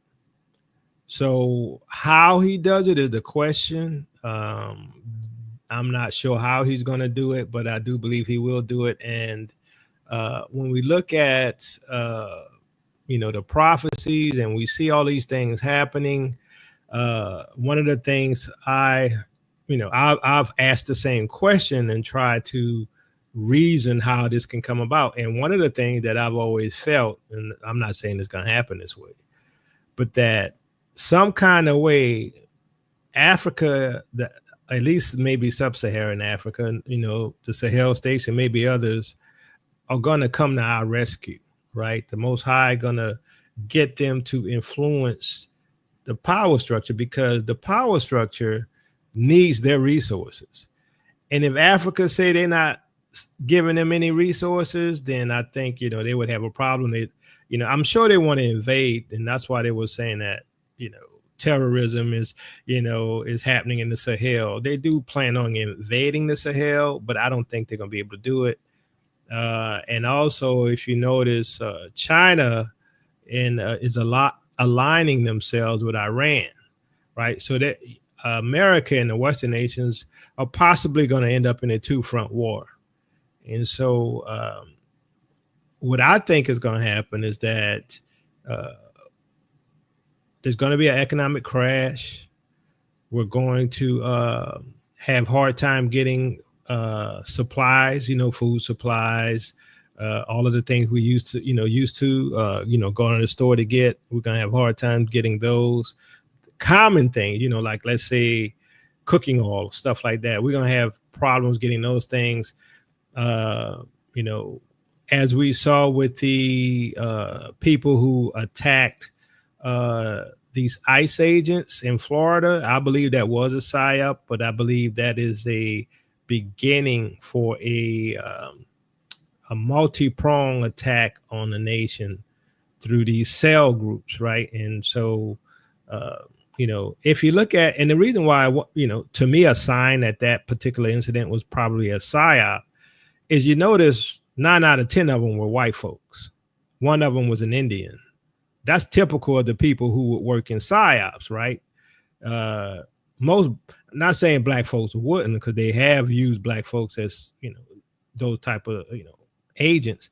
But at the same time, we're not as easily programmed as them folks, right? And so they will use them first, right? And so I believe that there's some major plan for that. So that's coming up soon. And I think it's going to be in the fall. That just what I feel in the spirit. That's a major catastrophe going to happen in the fall. right? So, all right, Fort Living Room, how's it going? Shalom, brother Jacoba. How you doing? I'm doing good. Very good. Very good. I just had a couple things I wanted to say.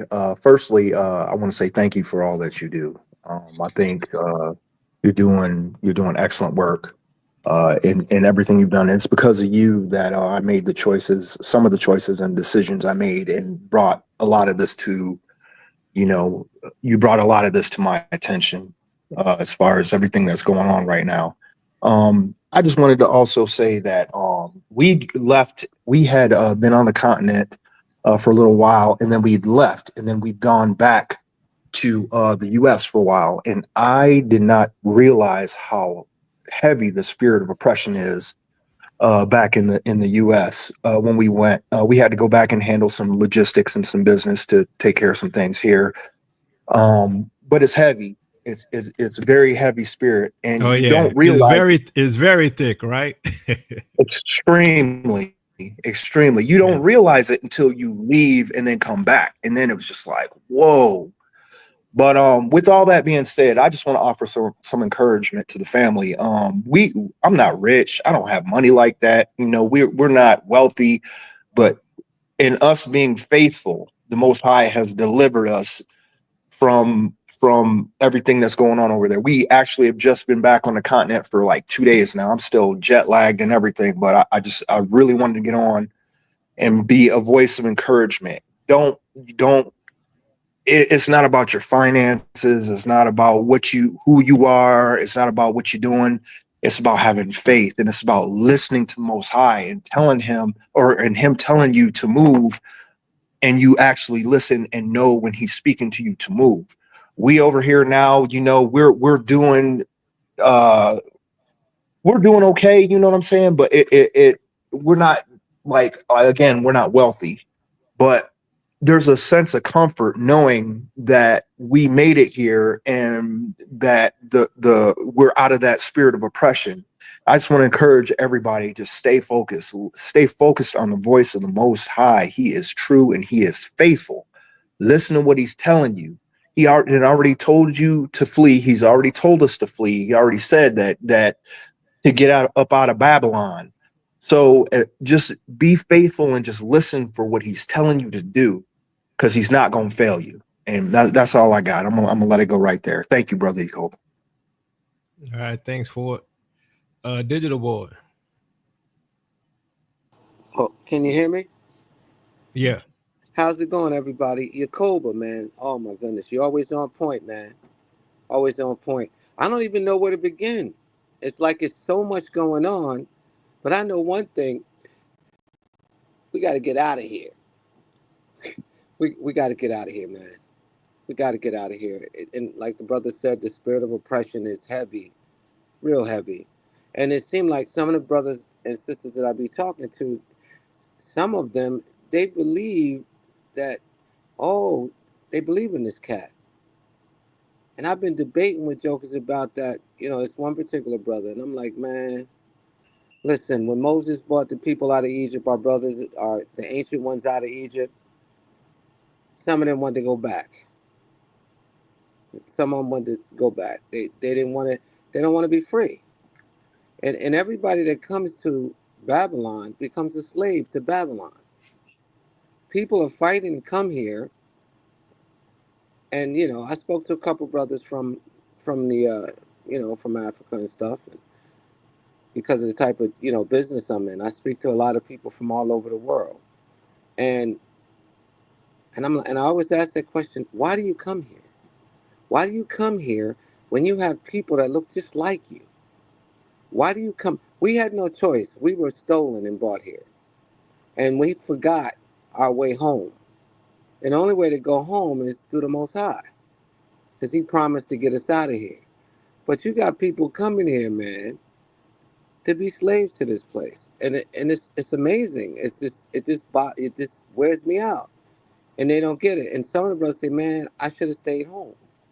I said, look, brother, it's a whole new different atmosphere here, bro. It's like you're a slave to this. If you got electric, food, and all that stuff, and everything that goes with it, And if you think about it, Yakoba, they give you everything. You work for it, but what if the lights go out? What if you can't get no food? Well, what are you going to do?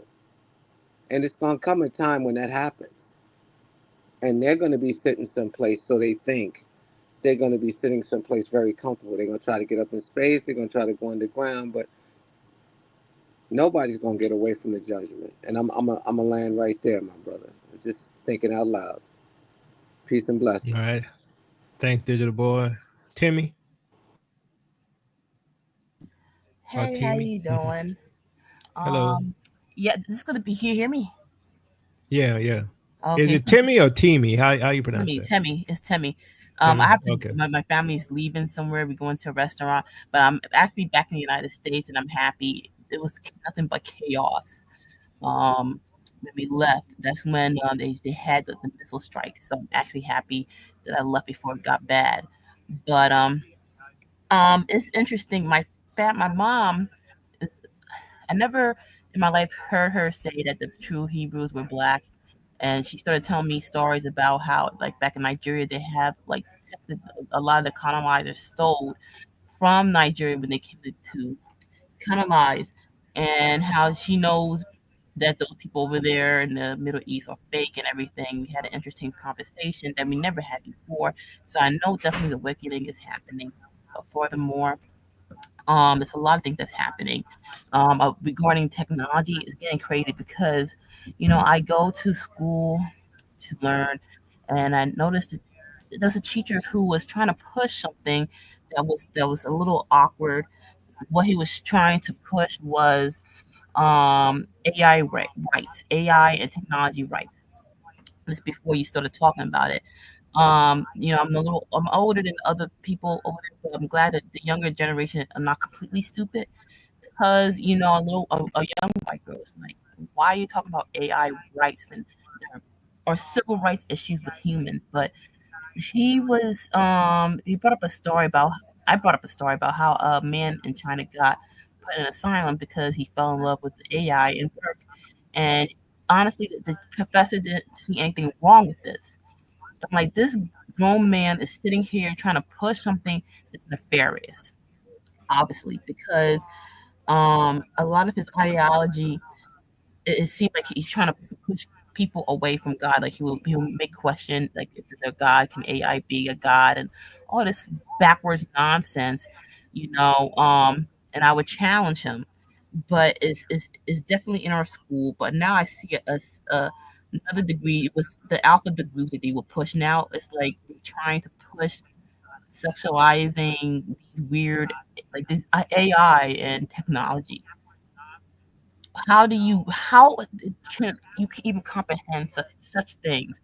I don't know what type of degenerate this man is, but I lost respect for him because he was like, how can you explain it when um you try to push an agenda in a soft manner, where you pose certain questions, and then when somebody goes against what he thinks, he try to make that person look dumb.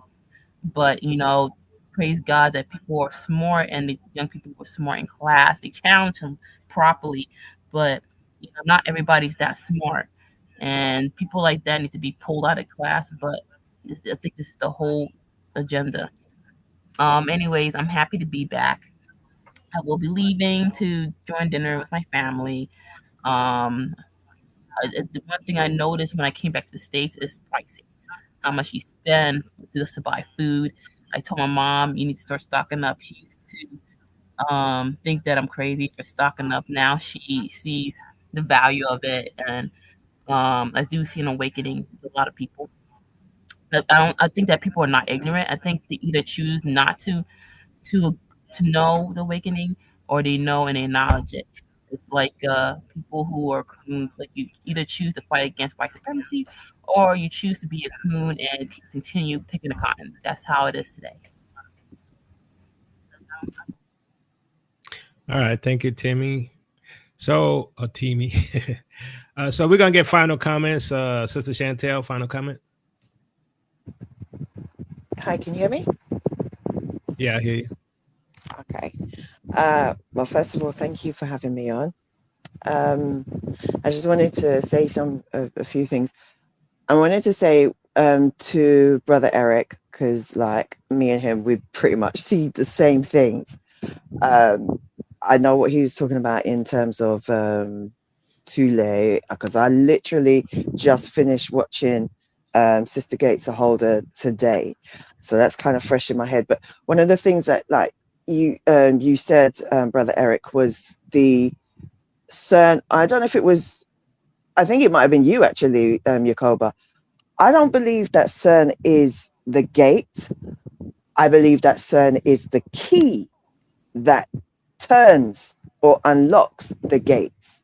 I believe that one of the gates, I believe that a lot of these gates are natural, like in terms of portals, like I believe the Mariana Trench being one of them.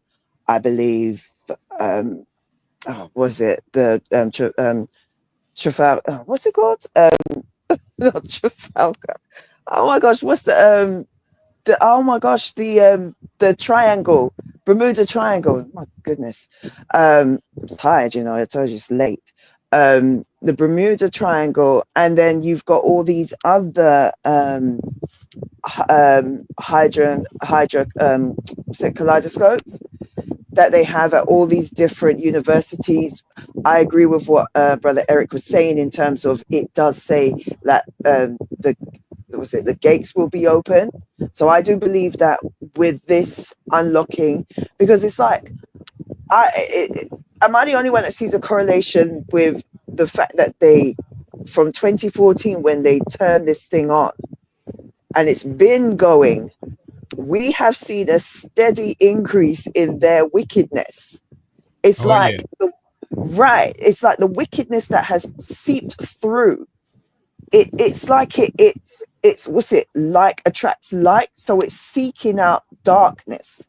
Darkness seeks out darkness, and let's not get it twisted. They have an abundance of it in their bloodline, right?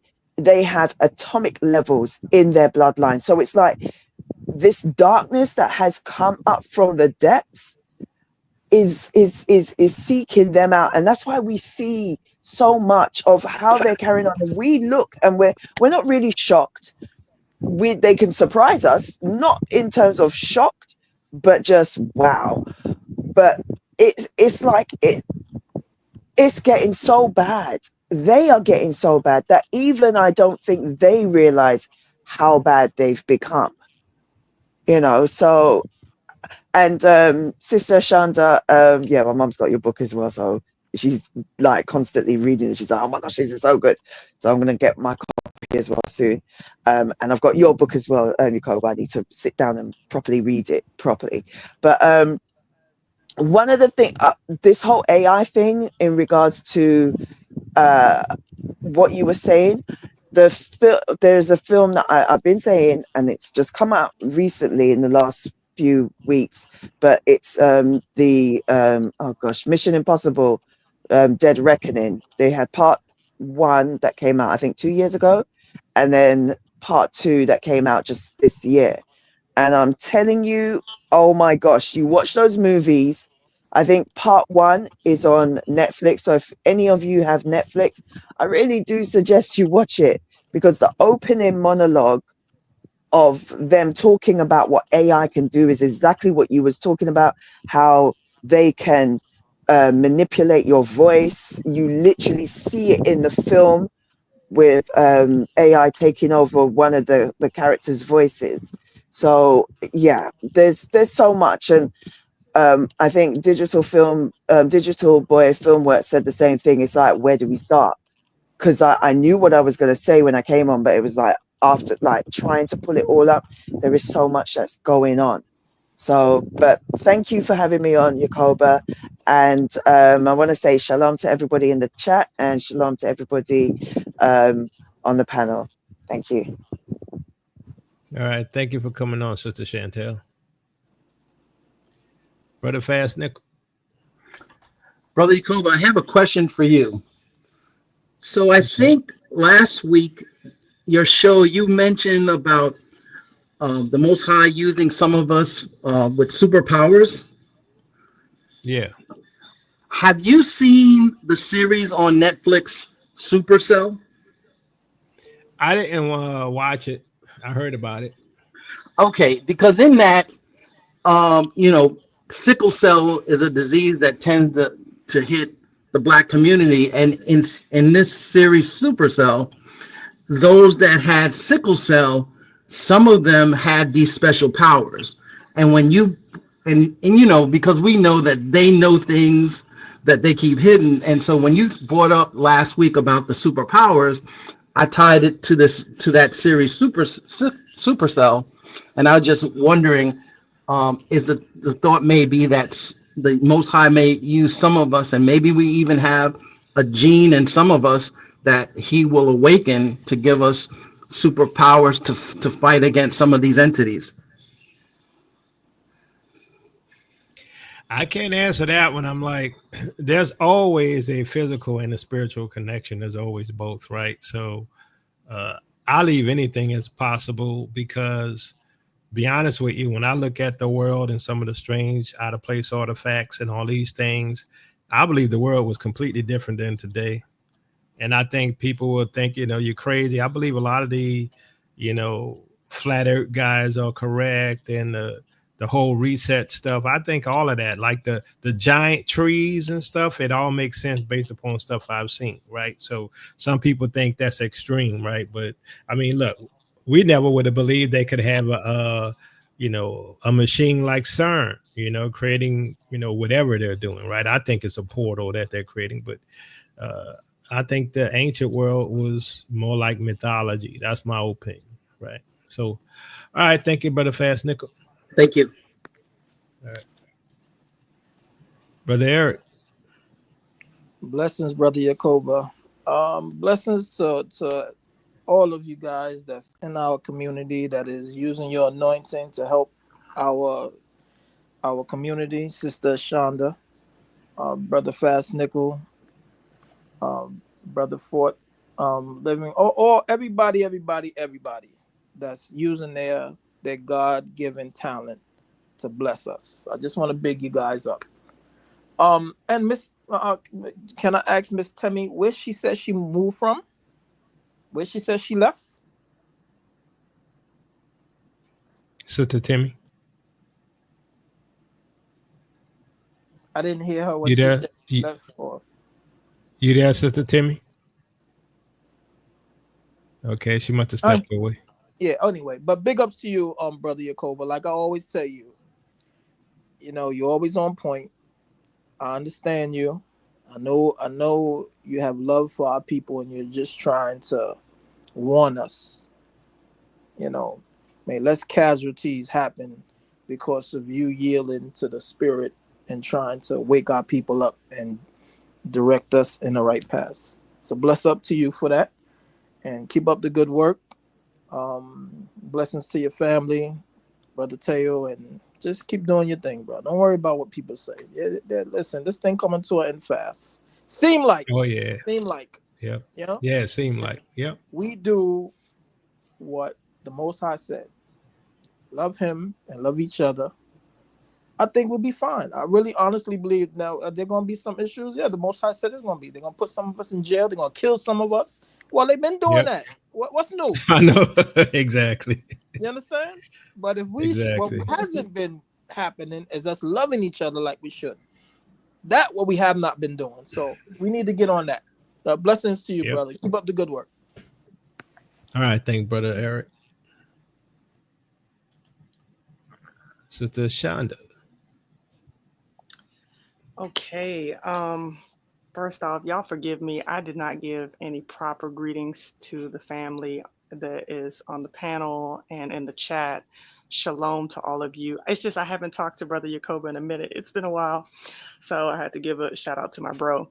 But shout out to you, Brother Eric and Sister Chantel. Please tell your mom I said thank you so much for supporting my book, Israelite. All of us kind of like, I was kind of almost like the last person within our community that came out with a book because I feel like Yahuwah just like laid it on our hearts. You got to get this into print. And we've been doing this for a while, but to be able to actually, get our work in print, like Brother Yakoba and Brother Teyu putting their work together, Brother Karis, me coming in, and it's been quite a journey for us. But one of the things I want to say, and shout out to Stepping Stones to Home too, that's my fam, out in Botswana. But one of the things I want to say is that I sense that there's a spirit of heaviness among us as a people, and obviously rightfully understood, because there's a lot of things that are happening that are very perplexing, that are just, it's discouraging. And I was sitting here thinking about why we are in the condition that we're in. And Brother Eric spoke briefly to that, and I 100% agree. We're in a world where the love of many is waxed cold, as scripture said, and we're seeing that with the robots, we're seeing that with the AI, we're seeing that with all of the futuristic things that are happening right now in front of our faces. They're very frightening. But I believe that Yahuwah is allowing us to see all these things to show us that within our own strength, we don't have the ability to overcome these things. That we need Him, and the only way that we can get access to Him and to His plan for us is to be busy about our Father's business. What's His business? Loving Him with all our heart, mind, soul, and strength, and loving our neighbor as ourselves. He has personal directives for us, and sometimes we can get so super absorbed by what's going on that we're not listening to His ruach tell us specifically what He wants us to do, because the specific direction is always going to point back to His commission for our life, to love Him and to love our neighbor as ourselves. Now, yes, we're utilizing our voices and speaking truth to power, because this is a part of the assignment that He's given us. But we have to understand that each of us are a part of this great tapestry. We have to work in the calling that He wants for us. And it's not an easy labor. I was on a panel a couple weeks ago. Yahuwah has allowed me to start ministering in churches here in the VI, with this word, with the awakening. And it's an amazing thing to experience. But I was sitting on a panel, and one of the brothers during the Q&A, he stands up and I was talking about the image of white Jesus. And he said, well, how do we combat, how do we counteract that image so that it's, the true image of what the Savior looks like? And so I pointed him to Jeremiah 31:31, which is the new covenant, which is written upon our hearts. What is the new covenant? It's that law, the 10 commandments. Worship Yahuwah with all our heart, mind, soul, and strength, and I love our neighbor as ourselves. He says in His word that we're not supposed to make graven images. So we don't counteract the image of AI. We don't counteract the image, the false image, by putting up another image. We counteract it by changing the trajectory of how we deal with one another. That shifts the narrative, that shifts the image. When we are dealing with our spouses correctly, when we're dealing with and loving our children correctly, dealing in our community with one another correctly, learning how to communicate, forgive each other, and show mercy and kindness to each other, even when it's not deserved, not being foolish about it.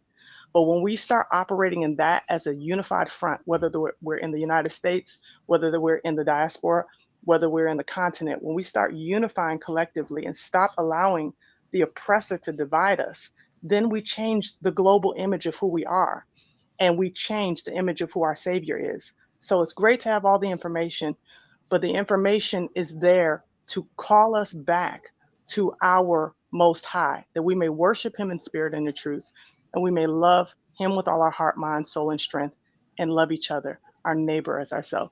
So I just want to close with that.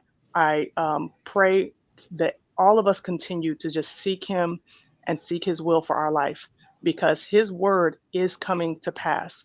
The question is, will we be ready? And we'll know by the way we love one another. So thank you so much, Brother Yakoba. Continue to keep up the Yah work, and thank y'all again for allowing me to come on. All right. Thank you, Sister Shauna. Appreciate it. ADR, final comment? Yes. A couple of people on the panel said some things that brought some things to my memory. Like you said about you think things are going to happen in the fall. I also felt that in my spirit, like very recently. I've also been to the continent, specifically Ghana, twice, and I have noticed when I was there how much freer I felt versus being back here in the States. It's like once you hit the continent of the United States. It's like feels just very heavy, just heavy. You just feel it. And I don't think a lot of our people here have traveled over there to notice the difference. And I think that's why some of us are more of the FBA people, are more on the lines of, I'm going to stay here. This is my home, because they don't understand how oppressive it feels and how much better it feels over there on the continent. I have also seen Supercell, but within that Supercell, they also used our people against the heroes of the story. So we also have to bring that into mind, that if we do get superpowers, some of our people might not do it as far as being good upon it. But outside of that, I thank you for your ministry. You've helped me through a lot of things and see a lot of things that I have been noticing but couldn't put my words to it. And thank you for having me on. Thank you for coming on. Appreciate it, ADR. Digital Boy. My brother, it's always a pleasure to hear you, to talk to you, to hear your perspective on things and on the word. And your work you're doing some great work, man. And you're a great teacher. I got to put that out there. You know what, man? This was never our home, man. This was never our place. This wasn't never meant to us. And I'm going to say this. This place is cursed because it touched us. The Most High said, you touch my good things. You know what I mean? Touched us, man. And, people could get comfortable. If somebody got in my vehicle and they said, how can something be blessed when it was born, when it was made, when it was founded on bad things? I'll just make it short. You see, so nothing good is going to come out of it. And we've just adapted because the Most High loves us and his mercy endureth forever. As the Bible says, the word of God says, who endures to the end will be saved. And guess what? We got to witness his power, man. He got to show up to show out. He's got to. He did the same thing in Egypt, and he doesn't change. He's unchanging. I'm going to just leave it right there, because what else can we say? The only thing that we need to do, like the sister just said, is get our houses in order. Get ourselves in order, so when he returns, we can stand with him wherever we may be, in the wilderness, because we will go back to the wilderness. That's what he said. You see, we just got to be ready. I love you, my brother, and peace and blessings to everybody on the panel. And I love everybody. And let's keep encouraging one another and lifting each other up in prayer, because I know I need it. We all need it. All right, my brother? All right. Thanks for coming on, Digital Boy. Appreciate it. Thank you, my brother, for having me, man. Peace and blessings, brother. All right. Fort living room. Oh, okay. Hey, what's going on, brother Yacola? No, I just wanted to say, I feel like I'm echoing everything everybody just said, but brother Yacoba, we all, I'm sure I speak for everybody when I say we love and appreciate you for what you do. Thank you so much for holding things down and being that voice that we all need to hear, that voice of reason, and we appreciate you. I also wanted to say that again, just echoing, I think Sister ADR 202 was talking about that whole spirit of oppression. That thing is very real, is very real, and you really won't realize it until you actually leave and then come back. I just want to encourage everybody, just listen, just seek the Most High, listen to what he's telling you to do. Don't be concerned with money. Don't be concerned with things of the world. Don't be concerned with those things. Just listen and hear what he's trying to tell you to do. I can't say this enough. Wow. Like literally, we had bought a homestead we thought we were good to go. We still actually do have it. We have 10 acres of farmland back in the US, out in the middle of nowhere, thinking everything's good. And I was meditating one day, and the Most High was like, "Do you trust me?" And I was like, "Of course I trust you. You know how we talk. We talk to the Father." And he told me, he said, "If you trust me," he's like, "What would you say if I told you to leave?" I said, "Well, if you tell me to leave, I'm gonna do what you tell me to do." And just that commune, that listening and being open to receive what the Most High is telling you. I can't state it enough. It's very important that we all just stay focused on the kingdom. Can't tell you enough. We got like neighbors that we could, like, again, this goes back to that whole spirit of oppression thing. Our neighbors happen to be Gentile neighbors out in the country where we are. And I can 100% tell that they know what's coming for them. They absolutely know what's happening. And then that spirit of jealousy just comes over when they know because they knew we were leaving. And that spirit just came over them, and they just stopped talking to us. The whole thing, we had a amicable relationship. We were cool, everything was fine, But I'm trying to tell you, those people know what's happening. Everybody knows what's happening, whether they want to realize it, whether they want to embrace it or not. They know what's coming for them, and I can feel it, and I can feel that they feel it.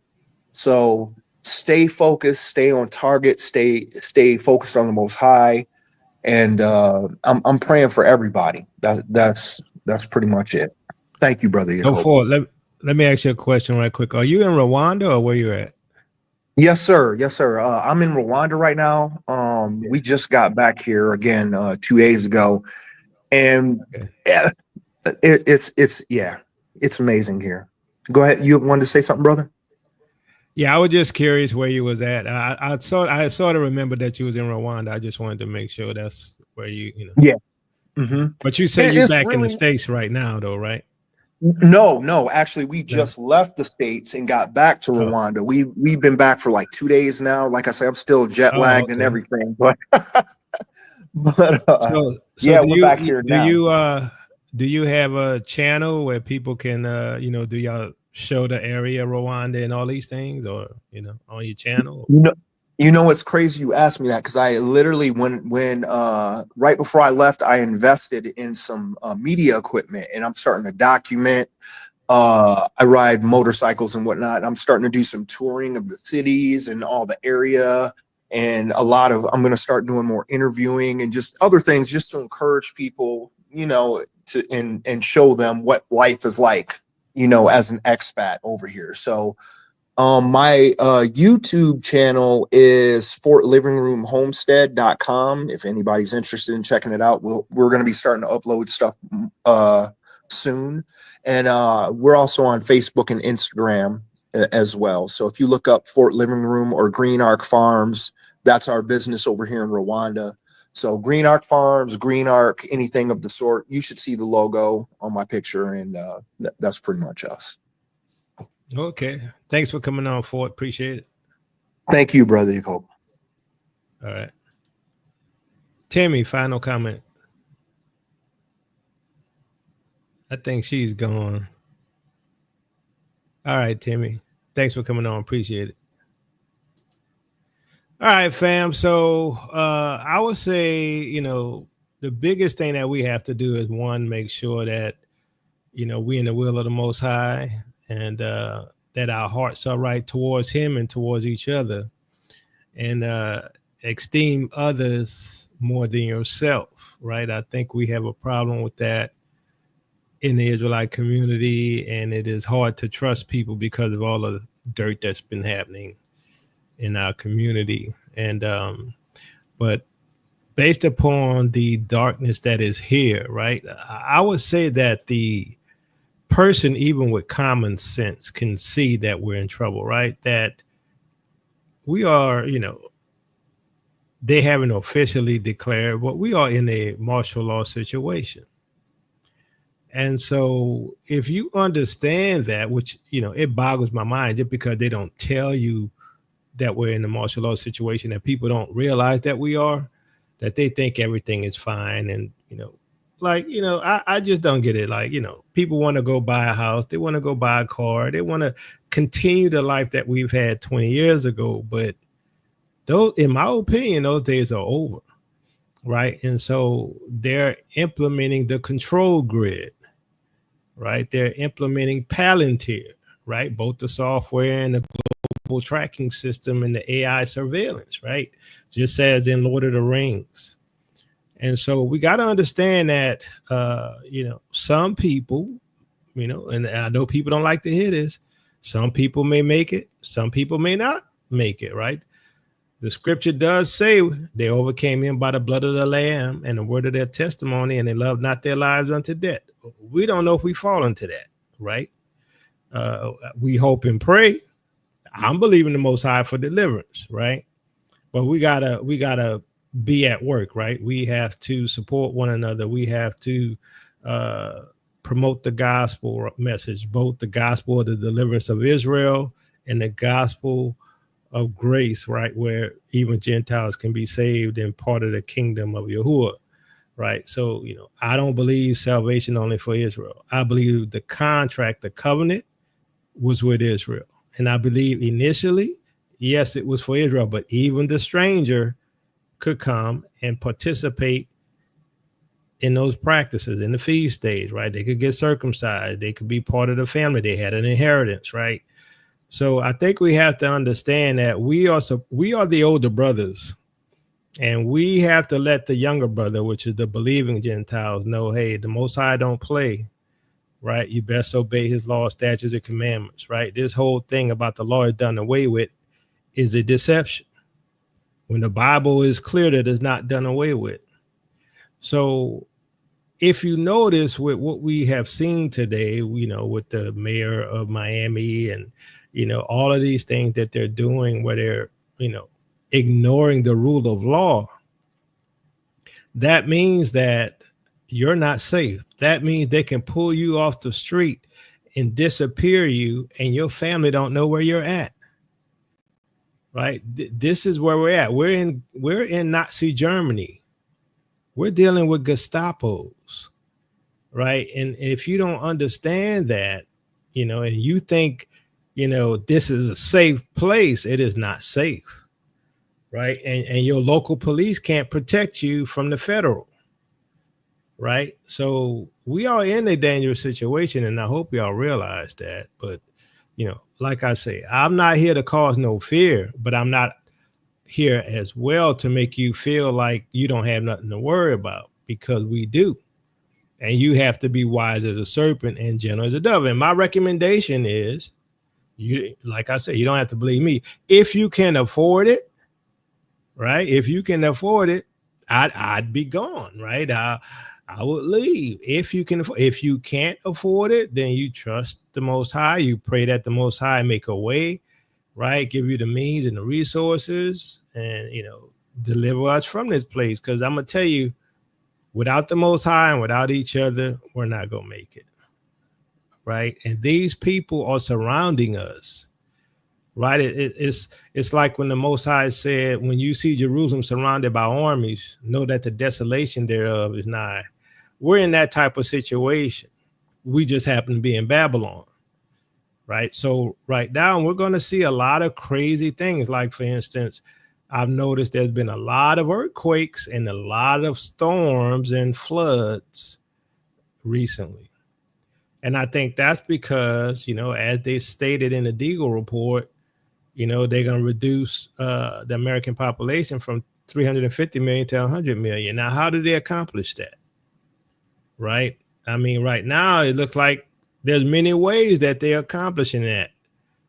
Gulags, right, called detention facilities or concentration camps, and, you know, all kind of stuff as they increase the persecution, right? I mean, the Bible does say that the devil going to make war with the woman. It's just that we're going to be saved out of it and end up going back to the continent and go into the wilderness. Now, the wilderness could be anywhere, right? The wilderness, I believe, it's on the continent because that's where we're supposed to go. But also the wilderness could be in another country temporarily till you get to the continent, right? Because let's say some people make it to Jamaica, right? And then they might be safe for a little while, then they end up making it back to the continent. So, you know, it can, that's why I keep telling y'all, it can play out many different ways. And so your pre-programmed idea of how this is supposed to play out is a problem. And that's why when people, you know, say, well, we're not going to have to flee.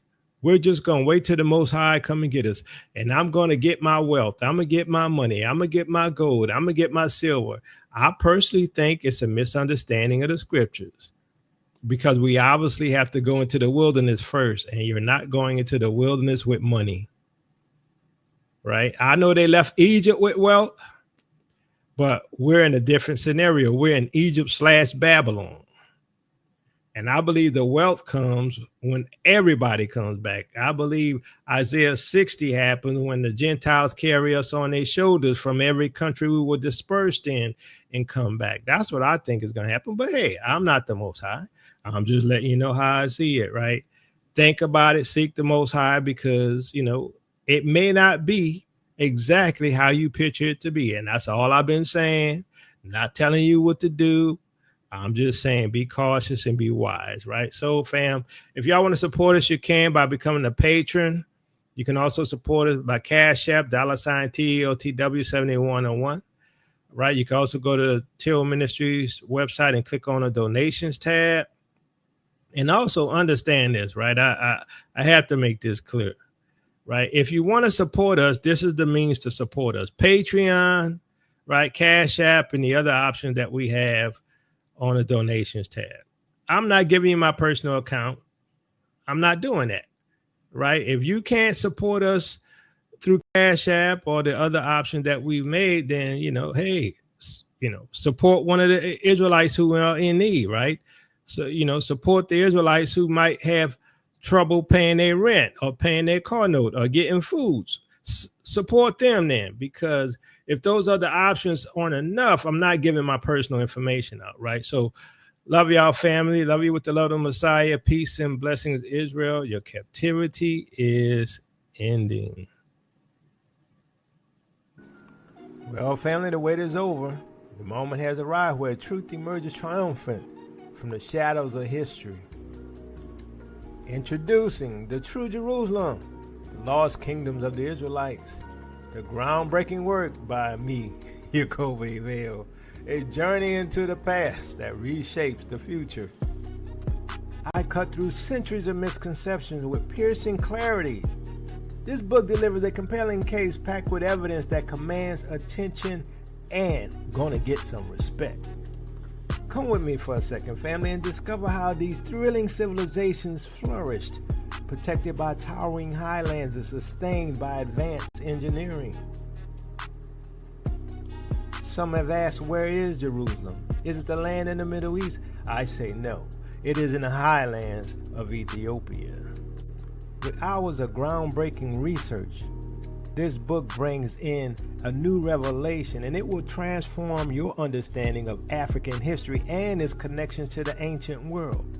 It's going to remove from your mind the conditioning by the Romans of what has really happened to our past. Come with me, family, to the Ethiopian highlands and find out why this is our land, why things have been hidden and obfuscated for centuries. We are royalty, children of the Most High. What kind of land do you expect us to have? Dried up dirt in the Middle East, or land flowing with rivers? A land full of beautiful animals flowing with milk and honey. Don't miss out on this monumental unveiling. Grab your copy today and stand on the side of truth. Visit Amazon.com or www.tailministries.com to purchase your book and join Yacobe Vale's teachings on Tail Ministries. Family, your journey to a hidden history has now begun. So family, get your copy of True Jerusalem, the Lost Kingdoms of the Israelites today. Journey to the heart of Africa, where history and legend converge to reveal the forgotten kingdoms of the Israelites and the true location of Jerusalem.